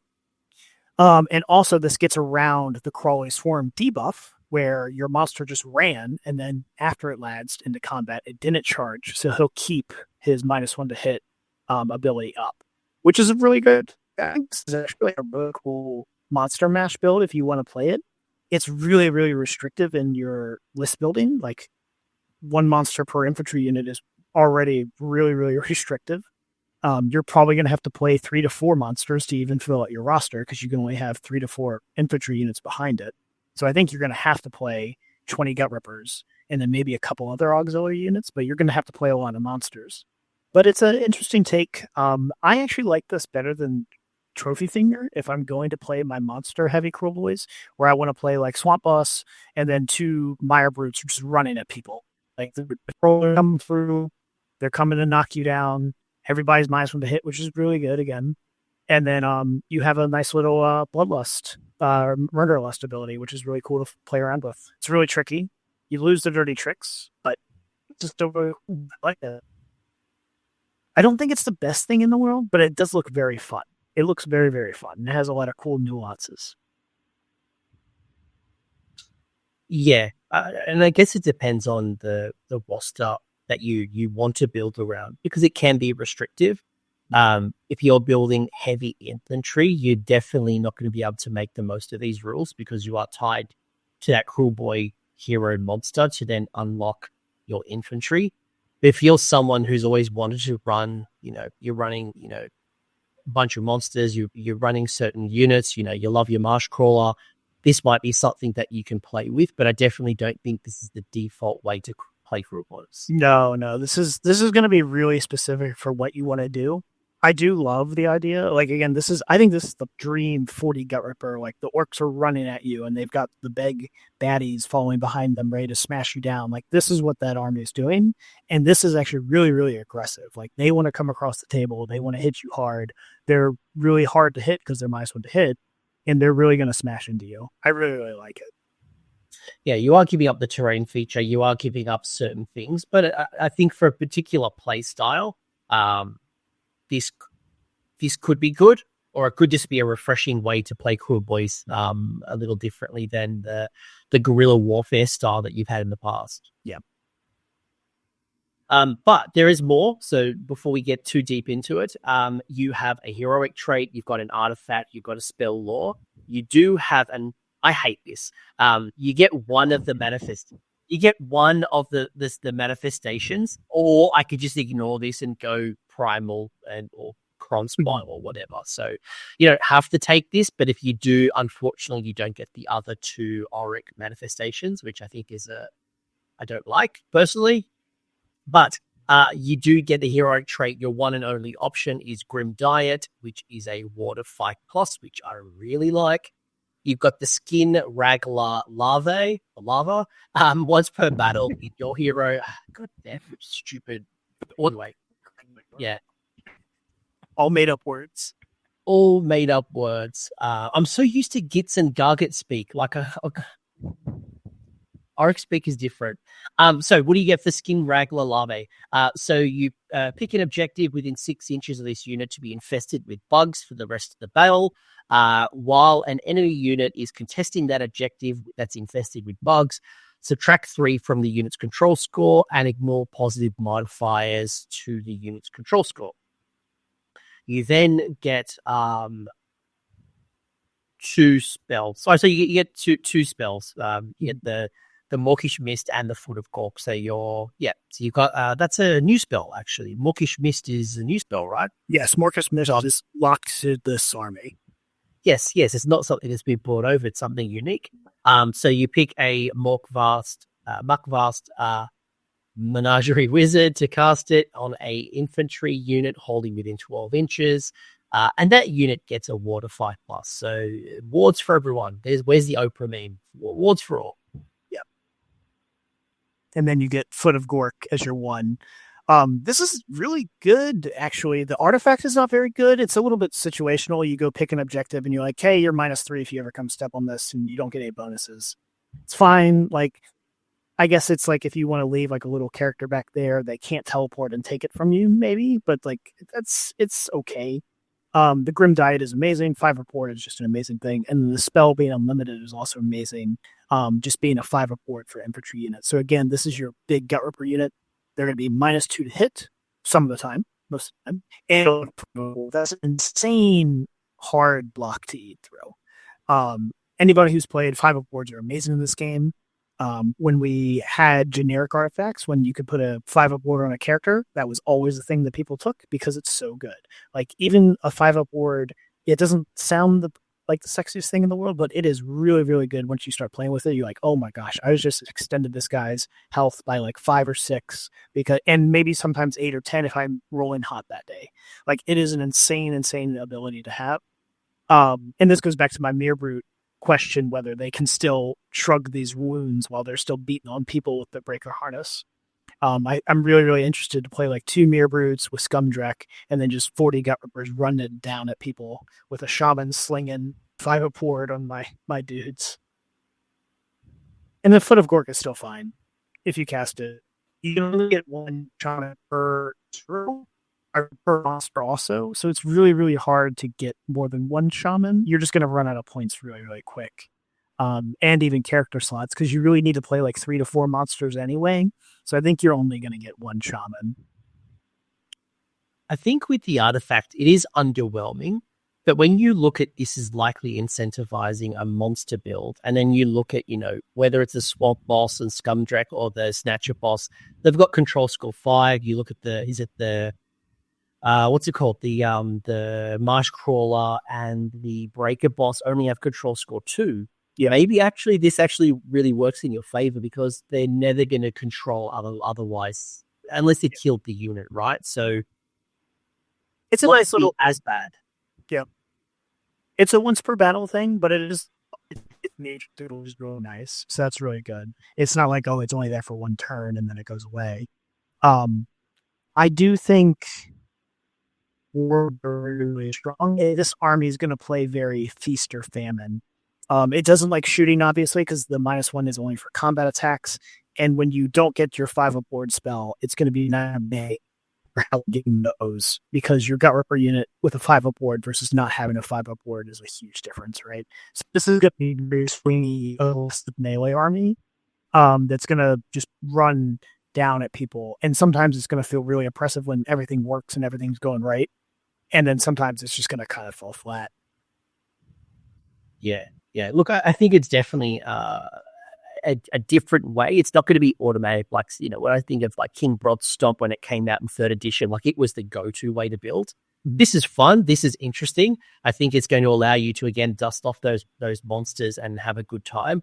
I think this could be a 3-2 army. I think 4-1 is definitely based on your skill level and really knowing your opponents and knowing your army well. But this is competitive. It's not going to be the top tier build, but you could definitely build into it, have fun, and do well. I guess it depends on, do you want to be running Marsh Crawlers, Maya Brutes? Do you want to be running this particular build? And for some people, I remember they did run a couple of Maya Brutes. Like that was like three or 4 Maya Brutes running around at one point.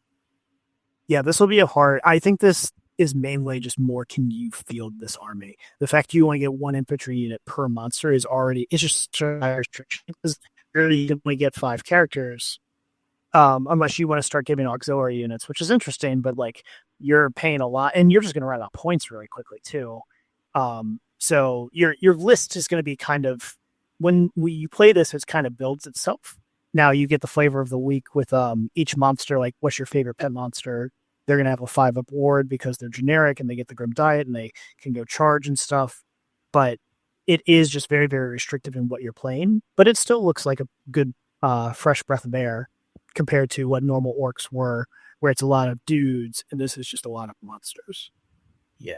This is the Sons of Behemoth version of Orruk Warclans. So overall, cool. I think we've given our piece. Jacob, I'm going to ask you to do me a favor.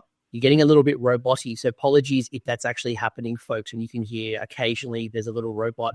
Can you do me a favor and turn off your camera?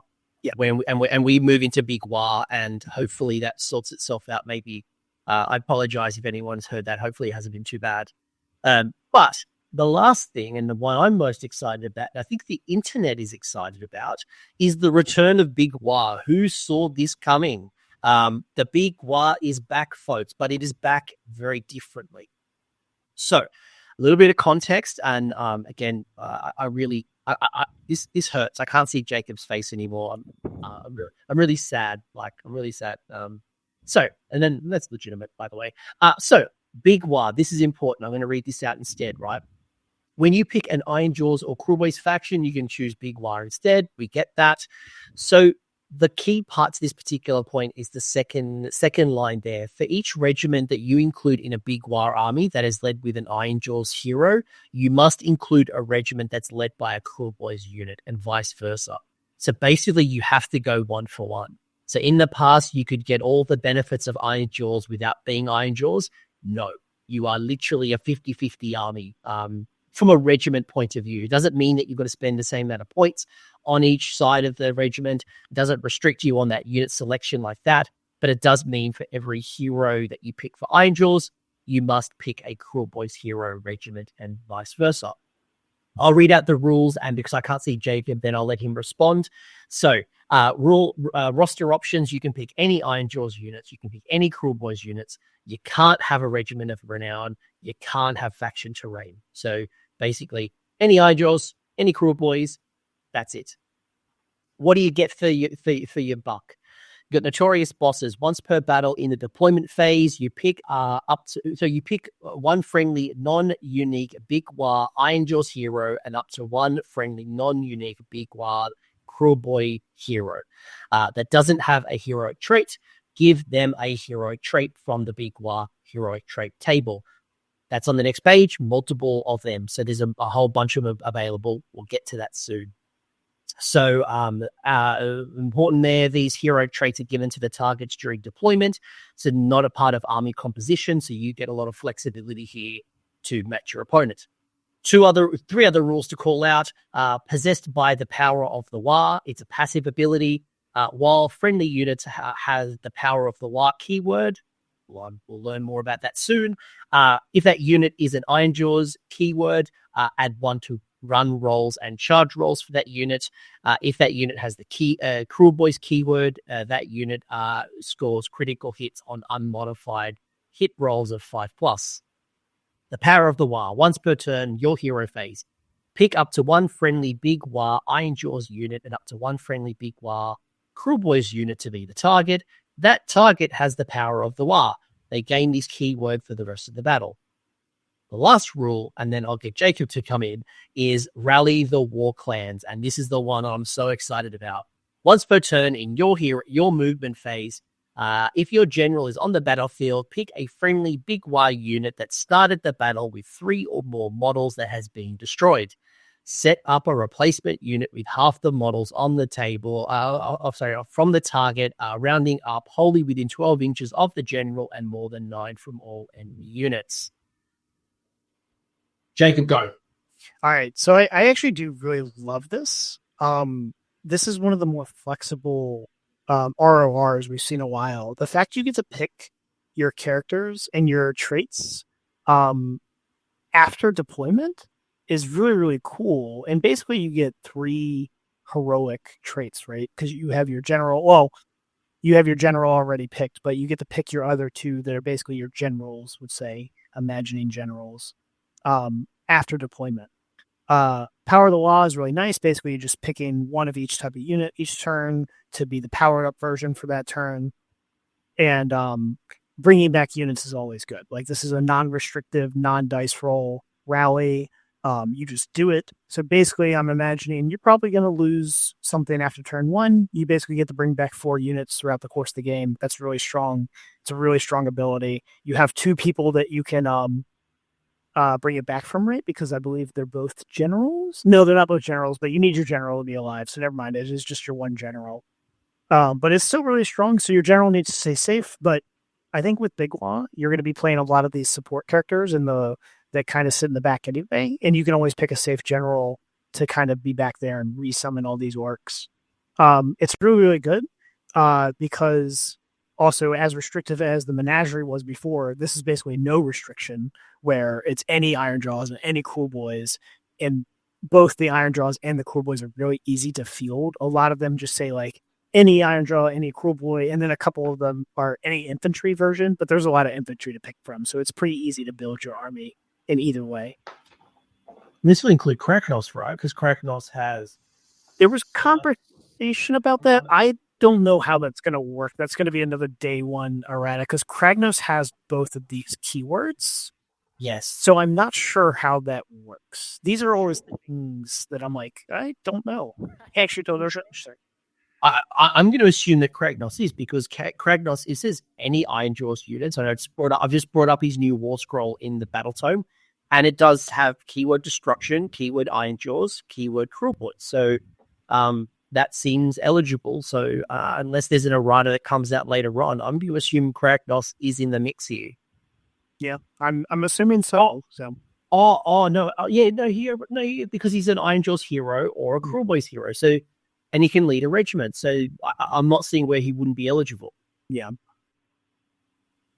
I'm going to assume that he can right now. But anyway, because that might be a nice little survival piece, because I think that's the key, right? If with the Rally the Warclans, by the way, I play Stormcast, you play Skaven, we both have this rule, but the difference is that we both pay for it. Yeah. Stormcast, you've got to spend a CP to bring him back. Skaven, you've got to spend a CP to bring him back. This is free. This is free, baby. Yeah.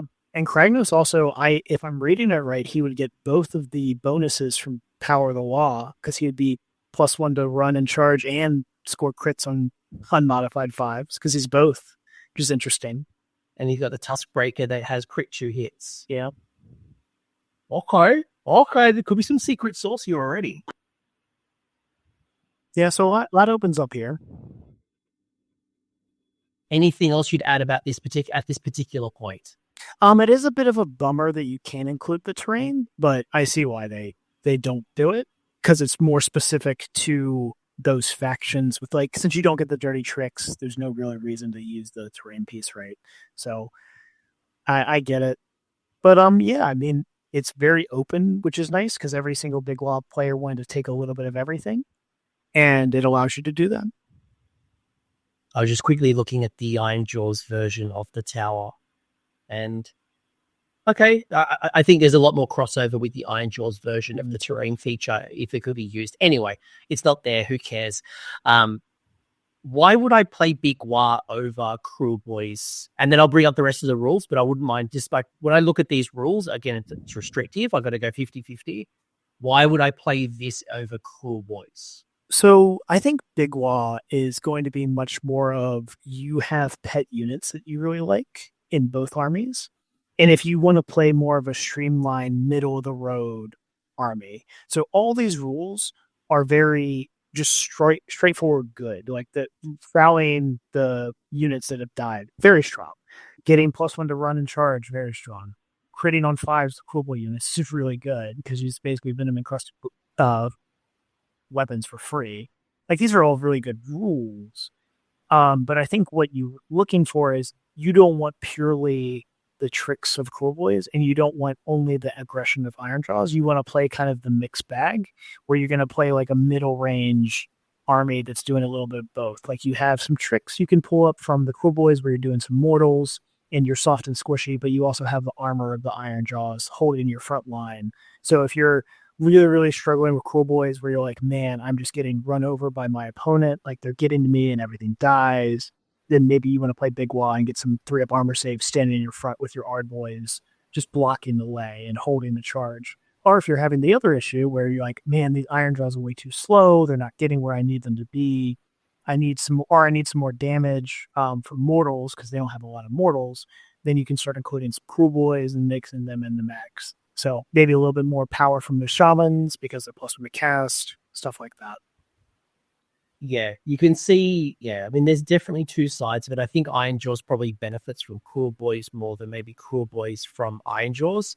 But if you look at like the damage output of like the Wreckers or bringing in the durability of the Ardvoys, that I mean, like I wouldn't be running the Gore Grunters right now, but there's a lot of good options that if you are lacking certain areas or maybe you want a Maw Crusher to support the Vulture, like there's some really, I mean, even like the weird old Shaman and the War Chanters, like there's so many cool things you could possibly tap into. Yeah. And you get to play with your entire collection, which is nice. If you're collecting all the orcs, this is a good way to play with it all. It's again, it feels like a nice split between the two. It doesn't have as much inherent synergies, right? Because your Kruleboyz stuff that buffs Kruleboyz stuff on the scrolls aren't going to be buffing Ironjawz stuff, right? So you're going to have a little bit less scroll cohesion, but your army will still feel good because you're playing with the stuff that you know you want to play with. Like these are things you're picking to bring for a very specific reason. Like I said, you're bringing the armor because you're like, I need some armor saves. Or you're bringing the damage from the Kruleboyz because you're like, I need something to break armor. And there might be some, for list builders, can go through their Battletome and look for anywhere where they're buffing friendly or they're buffing Orruk Warclans rather than Ironjawz or Kruleboyz. They actually might unlock some secret sauce. So now here's the fun stuff. So here's the page. So I'm going to apologize for the folks looking at this. I tried to do this the best I can. You can see even on the right-hand side, I ran out of space for the Foot of Gore. You get that.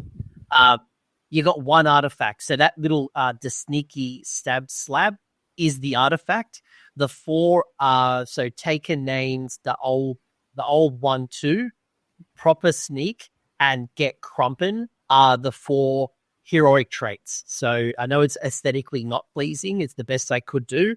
But so let's look at the four heroic traits first. Taken names is a passive ability. If an enemy hero is destroyed by this unit has the power of the Waaagh keyword for the rest of the battle. The old 1-2 is a once per battle your hero phase. Use this ability if this unit has the power of the Waaagh keyword and a friendly unit has not used Brutal Cunning ability this turn. For the rest of the battle round, friendly Big Waaagh unit melee weapons have crit 2 hits while they're wholly within 12 inches of this unit. By the way, you'll see these three all have keywords Brutal Cunning if you're wondering where that came from. The two other ones, a Proper Sneak is, again, once per battle, your hero phase. If this unit has the power of the Waaagh keyword, you can use the Brutal Cunning.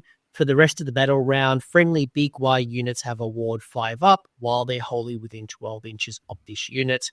The other one, Get Crumpin, rinse and repeat the introduction, but the effect is for the rest of the battle round, add 1 to wound rolls or combat attacks made by friendly Big Waaagh units while they're wholly within 12 of this unit.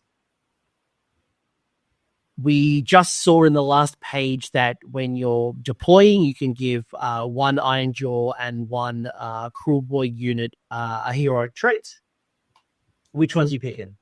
I think I'm picking definitely the 5-up ward, so a Proper Sneak. A 5-up ward for an entire round is really, really strong. You do want to be going first because the weakness to this is it is only your hero phase, and it's not until your next hero phase. So it does turn off at the beginning of a new round. So like if you double, for example, or do get doubled, this still goes away. So you're not necessarily safe from getting doubled. You wanted to pop it at the beginning of the turn and get the entire round with this ability. But 5-up ward is really, really strong. And then also I think crit 2 hits is probably the other strongest one. Taking names is interesting, but I think your heroes are again going to be much more of the passive like backline heroes. Where they're kind of supporting, they're going to pop this ability really when you want to. We're not slotting like 5 or 6 heroes into these armies. So I think your heroes are going to be much more safe and you want your units doing a lot of the heavy lifting. So I think crit 2 hits, if you're going to play a more Ironjawz heavy army, is really, really important because now you're not conflicting with your mortals. If you're playing a more Kruleboy heavy army, then I think +1 to wound is okay, but I think you're always taking the 5 reward. So you get 2, right? Mm-hmm.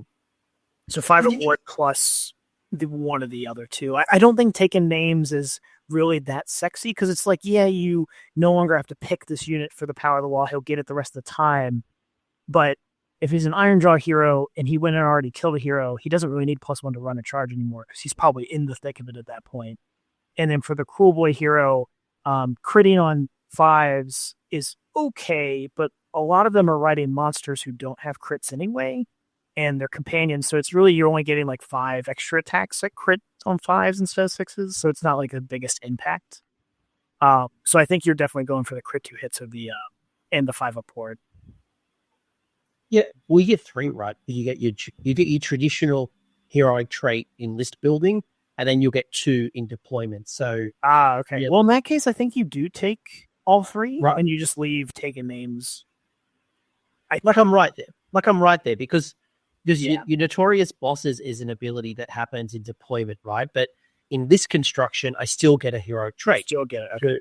So I get. I'm making the assumption. It doesn't say that I don't. So I get the heroic trait, which maybe is taken names, or any of them, right? And then at the deployment phase, I then pick it up 2. So basically, I get 3 of the 4. Yeah, I think you're leaving home taking names, and you're just taking the 3 brutal cunning ones. And basically each turn, probably not turn 1, right? Because you're not necessarily fighting turn 1. We're not in the thick of a turn 1, unless you want to throw up the 5 board and just be like, all right, cool, I'm safe. They're all combat related, where you want to be using them turn 2, 3, and 4. You're really, really pushing through the middle of the game, and it'll get you up at the late game. But +1 to wound is really, really good. Crit 2 hits is really, really good. And the 5 up board is really, really good. The one downside is this is much more Ironjawz centric because crit 2 hits doesn't work with the Kruleboy mortals. You can't do crit 2 hits and mortals at the same time. So if you're doing crit 2 hits, it cancels out your mortal choice. So I think if you're going Kruleboy heavy, maybe you drop the old one too and taking names instead on one of the big characters. But I think you're definitely taking, or you're probably leaving one of those 2 at home. I'm just thinking this through because I think you're almost forced to take taken names, right? Because if you look at how you gain the power, you have to word right on ones. Oh well, if you look at how do I gain the power of the Waaagh, right? So I pick it. I got the power of the Waaagh ability. So once per turn, your hero phase, you just pick 2 units. 2 units, right? Okay, yeah. So all right, and they're only once per game ability, so you don't have to do. You could just pick 3 heroes, like 1 in deployment, so 2 in deployment, 1 in list construction, and then you just have to rely on taking names and pick them at the time that you need them. Or I guess if you've got taken names, you just pick. Taking names is hard to pull off, is my big issue. Because you have to kill an enemy hero with this hero that you picked. Now, if you're playing something big like a Maw Crusher, or honestly, Kragnos would benefit the most from this, right? But he can't take it. You have to be playing a monster to really get the best use out of this. I was thinking Mega Boss or Maw Crusher. That was the example I had in my head. If I was taking Mega Boss or Maw Crusher, I could possibly see taking names. Mm-hmm. But yes, for your traditional Mega Boss, your traditional other like Ardboy hero, probably not. But yeah, I think you're right in most cases. Is that your 3 would be the 3 gold ones? But there's probably an argument if you're running like a combat monster hero. Maybe even the boss on Tuskor? What's the Tusk boss? Yeah, Tusk. Yes, the Tusk boss. There might be an argument where taking names works there. Yeah, you got to be playing a melee aggressive dude that can go get this because you need to go do something to get this buff, and that buff is not easy to get. So no, it's like the 3 are guaranteed. It's just the sequence of activating the power of the Waaagh. But yeah. Yeah, it's an interesting one. It's a list builder little piece. I could see the argument on both sides. If you've got a very specific build, yeah, I'm just thinking. I'm mentally thinking this through. Like, yeah, he took a boss on Tuskor or a boss on Maw Crusher, possibly on your. Let's see what Aaron has to say on the Ironjawz discussion and where he thinks. But I think what you're saying is, from a Kruleboyz perspective, you see a lot of value in the 3 brutal cunning options as your choices. Yeah. It's buffing my melee pieces, and then also once per game, I'm basically buying a turn by getting the 5-up ward through the top of the turn into the bottom of the turn, which is really strong. So 12 is a big range, so you can protect a lot of your army that way. The spell and the prayer are quite interesting as well. Like, look at the spell board there. So pick a friendly Big Waaagh wizard, yada yada, wholly within 12 inches, make your casting roll.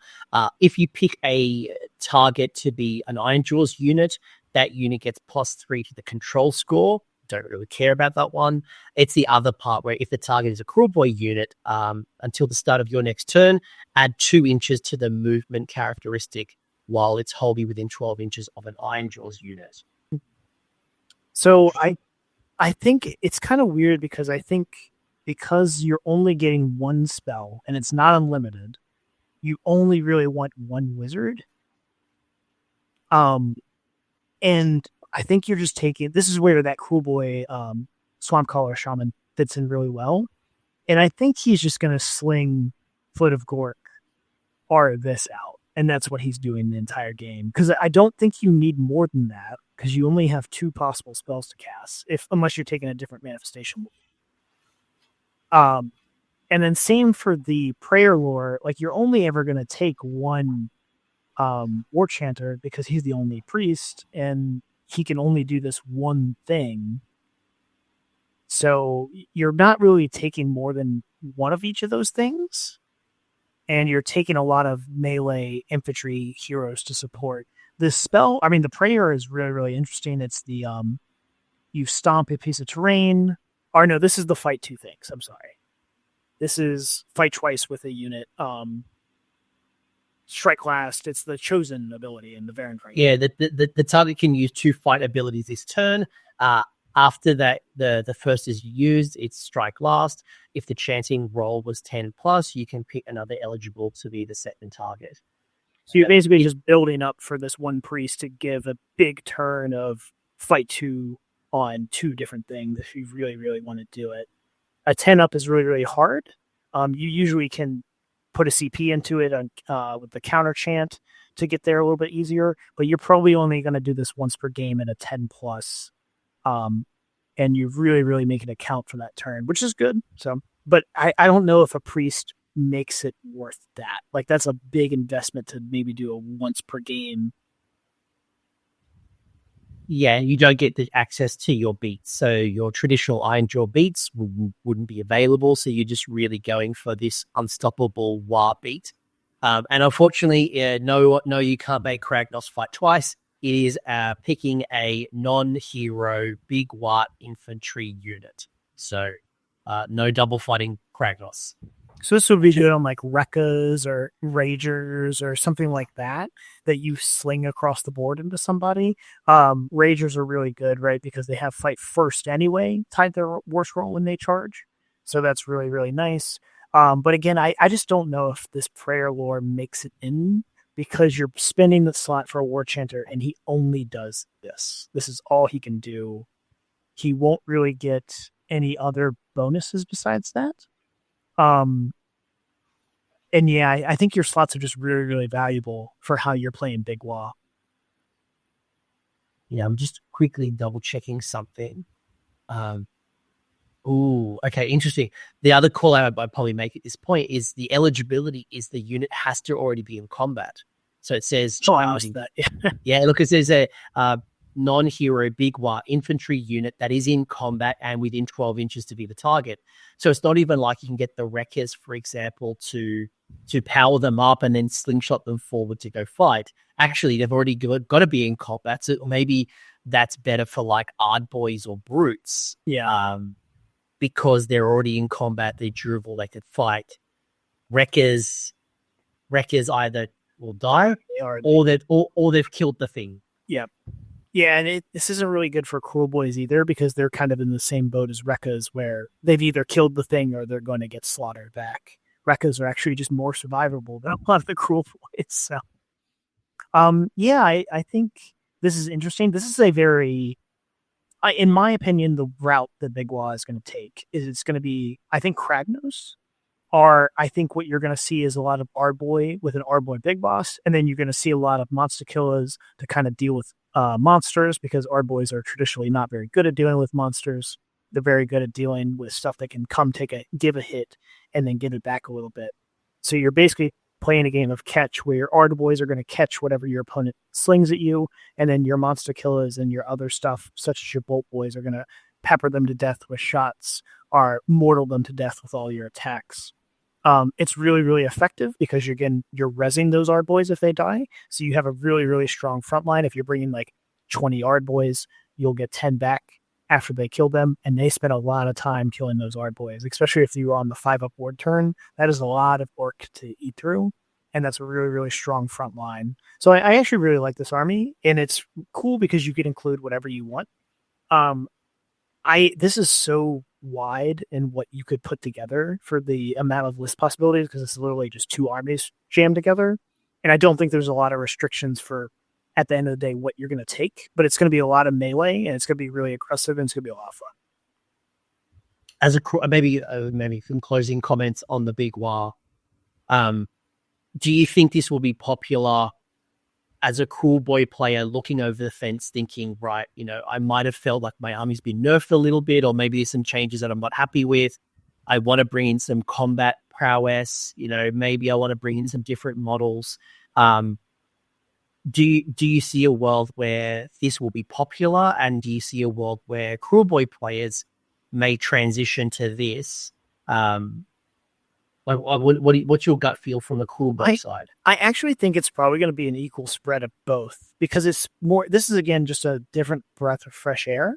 Where if you're playing Kruleboyz and you do want the armor, like I said, for the Ardboys and the Brutes, you have your 3-ups. Where Kruleboyz don't have any 3-ups anyway; they're mostly 5-ups. Like this just gives you the different play style that you've been craving for. Especially after you've played your Monster Mash Menagerie and you've played all your MSU Kruleboyz that are teleporting around and playing all the dirty tricks. Like this is just a nice breath of fresh air where you're like, this unit can go walk forward and get slammed and they will be okay. They're not going to just melt and get doubled and then I'm going to get tabled. Like this is just meat that you can throw at somebody, and it's a good way to throw good scrolls like Ardboys, like your big monsters, like Kragnos. Like Kragnos is, I think, still really, really good with this army, because he's a safe general that can resummon all your stuff. It's just, it works well. I don't think it's the best out of either. People have been really, really high on Big Waaagh, and they think it's going to be the best of the book. I actually don't think that's the case, but I think this is the nice, easy thing. And also it's a great intro army. If you're doing 2 Spearhead start collecting boxes, you can play Big Waaagh like almost right off the bat. Like this is the army that will get people into both armies, and you'll start seeing people play more Ironjawz and Kruleboyz and Big Waaagh kind of all simultaneously. Yeah, I'm really happy that Big Waagh's back. I think, at least from the Ironjawz side, I get the suspicion that those people are really excited about this, probably because they're not doing that well as a faction, not as people. I'm sure they're working their backside off. And I think maybe this brings some flavor, and, it does bring you the able to bring Bolt Boys or the Monster Killer Bows, does bring some versatility and variety to some of the areas that they struggle with. So I can see Ironjawz maybe using Big Waaagh more. Kruleboyz, I don't think you need to throw away your faction rules just yet, but if you're someone who's flirting and going, I always wanted to use my Maw Crusher, I always wanted to use Gold Grunters, I always wanted to use, this kind of soupy mix, and I've got a theme, I can see this being popular both competitively, but also for people for casual play. Like this has a 4-1 potential. Again, 5-0. Again, you're probably worth your backside off, but this is a 3-2, 4-1 army. It's getting the right combination with your regiments. Yeah, I think a lot of people remember 3rd edition where Big Waaagh had all the battle tactics tied to it, and that was why it was so strong at the time. This is not that Big Waaagh. This is more just you can play all the units, but you don't get 8 free points of battle tactics by playing Big Waaagh like you used to back in the day. You don't open up all of that. So you're still struggling. Like, you still need to figure out how you're going to get all those battle tactics. You still need to figure out how you're going to get through the game. This just gives you a little bit more versatility in your roster. Yeah, the old Big Waaagh had crazy consistency, like getting +1 to hit, +1 to wound, unleash the power of the Waaagh. There was a lot of crazy stuff. You had the Bone Splitters as well that you could bring in that were quite powerful. You obviously had the staring Gork idiot that would Order the belly dance. yeah, but yes, it's not the old Big Waaagh, but it's a great way to bring these two factions together in a different way. What I'm saying is that it's not just a fun list. This actually will be competitive. That I guess we'll see how they go, and I wouldn't be surprised to see them hit the tables very early on. People wanting to test them out. All right, Jacob, we have gone through a lot. I don't know if you want to try the camera again. Yeah, I'll try that back on. Give it. I'm sure we'll see how it goes. I don't know. It's getting a little bit robot-y. So it's lovely to see your face again. We've almost spent 2 hours talking about this book again. If you think about buying the book and you want to support the channel, think about grabbing it from Element Games, Gap Games, or what did I already say? Wolfeye Minis. Wolfeye Minis. Ooh, a memory on you. Links are down below. Go check them out. Final thoughts, closing comments, anything like how you feeling about this from a Kruleboyz side, and any closing comments that maybe people are thinking about. They're like, I used to like the guerrilla warfare, teleport around, high damage, things that I may have lost, and maybe they're longing for a day of yesteryear. What would you say to those people, and how are you thinking about this as a closing remark? I would say give it a chance before you leave it completely. I still think the army is still good. I don't think it is the same. Some of these indexes, like Stormcast and Skaven, were very similar. Because the books were very similar. Slaves was a little bit different, but it still kind of felt the same for the playstyle.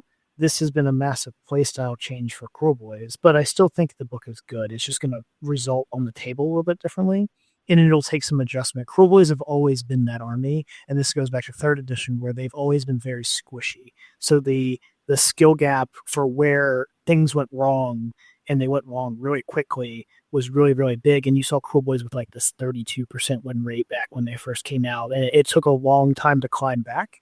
And I think you'll see a little bit of dip at the beginning, but I think it'll start to recover after that. Like, it's a hard army to learn. It's very unforgiving.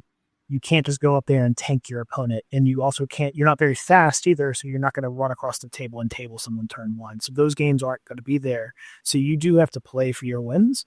But when you're in control of everything, this is going to be like a Zinch game where you just slowly, meticulously, like, noisy racketed somebody to death, and their ears are bleeding as you've caught them in all your dirty tricks. So I would say still give it a chance.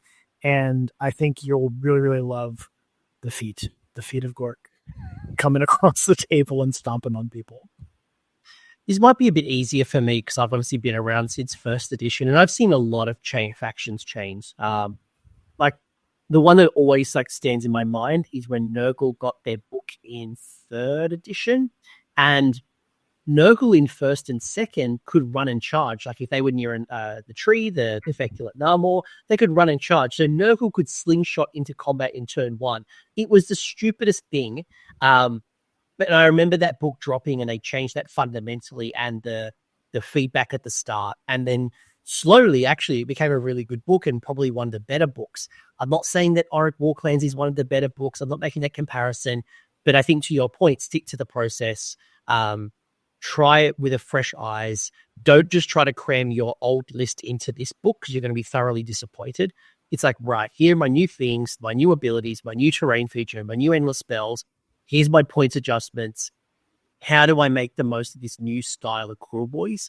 And there'll be a slow little process. Come into my Discord if you're not in here. We're all going to figure this out. There's all going to be discussions and list tactics and bloody TTS. Like, everyone will be working it all out. But stick to the process. It's going to feel a little bit different. But I think it's not a bad book. No. I think people are just expecting more from the book. And unfortunately, because you're one of the earlier times, I always pray to the gods. I'm like, please please don't touch my books for at least 6 months. Like 6 to 9 months is a sweet spot. I do have Gits coming soon. They're giving me new units, which is a start. But I'm like, don't touch sons, don't touch daughters, don't touch my factions. Every time they touch cities of Sigma, I lose half my army. So all these new models slowly dying. Well, they keep replacing it. But anyway, my point is, like, look, there will be changes, there will be erratas, there will be updates. So stick to the process, learn the faction, and then you will reap the rewards because you have 3 to 6 months of experience pushing shit uphill. Yep, and it's always nice to get buffs. Like, again, GW has been showing that they're easygoing to make big changes and support the armies that are struck away. The ogres, for example, like they just got +2 mortals on all their monster trucks. Like, those are big changes, and they used to not make them, or not as quickly. And they've shown that even if you're struggling for 3 to 6 months, they will give you the support you need. So, like, if this army does truly suck, like, let's say they 20% win rate, they will fix it. I don't think it's that case, but like, you don't burn the ships. We're not burning the harbor and leaving. Well, we're not Lord Tremendous burning our Dark Elf. Yeah, well, but by the way, when I say shit, I don't mean literal shit. It's still good stuff in here. It's just there's some differences here, and it's a metaphor, not literal. Right? The pile. It's not literal. Not weapons. You'll do well. You'll be fine, and eventually you guys go out there, and if nothing more, in the next couple of weeks, go out with a final hurrah. Absolutely, send your index in its final glory, and then go crush it with this new book, because people aren't going to expect too much from you, and then you're going to use your guerrilla warfare to sneak and get them and do all the good stuff. Yep. Let's see how it goes. Man. Like, I'm not like. Yeah, I can't. I don't have a good read personally until we start playing it more. These types of huge swaths or changes, we're seeing a lot of change really quickly because of the indexes to the books. So the meta, and they've also just upended the meta so much with the battle scroll. This is a lot of new information coming all at the same time. So we'll have to see how it resettles. We saw like Night Haunted like a 62% win rate, and now they've gotten a huge nerf in the points. So like you're going to see a lot of changes really quickly. So you got Prize Beast, for example. We've talked a lot about monsters. Maybe that new Prize Beast mechanic works really well in this current season. Points might everything might go down. Like if everything goes down 10%, and let's say, that your gut rippers are now, I don't know, like 150, 140. Like if things go down, 20 points here, 30 points here, actually you might find that 2 more units possibly, or at least 1 more unit. Like that's a big difference. Like an extra unit in this game is a huge deal. So yeah. So I think my point is, folks, is like, if you stuck around this long, I appreciate you. Thank you for listening to 2 hours of us talking about Kruleboyz. I'm hoping the people who have listened to us this far along are looking for optimism, and I think there is. There's a lot to look forward to. There's a lot to like. And I'm just saying, stick to the process because, if you're not happy right now and the thing that you wanted is not here, know that, to your point, things will change and rapidly evolve. And if the win rates don't increase, there's going to be a solve coming. And it could, like I said, could be 3 months, it could be 6 months, but no, they're going to be paying attention because they're clearly investing in this book. They've given you new things. They want you able to use the thing. Yep. All right. Any shout outs, anything you want to say before we kind of wrap this up? And again, thank you for listening and thank you for all this wonderful info. Thank you for having me again. And I hope to see if any of y'all are coming to LVO. Are you coming to LVO this year? I'm missing them. I'm going to Adepticon this year. So. Okay. So if any of you want to come up to me at LVO, I'll be there again. And hope to see more people playing orcs. And I hope to see you again sometime soon. Hopefully soon. All right, folks, that's it. I've taken up too much of Jacob's time. Bottom Table Bullies, shout out to you in the swamps. Thanks for hanging out this long. I hope you enjoyed it. I hope you found some value. I hope you see some light in the tunnel. It's not all doom and gloom, folks. The internet is the internet. Yes, things have changed, but change is as good as a holiday. I don't know. Everybody loves change. I was gonna make a I was gonna make a Zinch reference. I'm like, this is not the show to talk Zinch. All right, let's wrap up. Good vibe. Thanks, everyone. Thanks for hanging around until the end. I hope you enjoyed that video and you walked away with a few new ideas.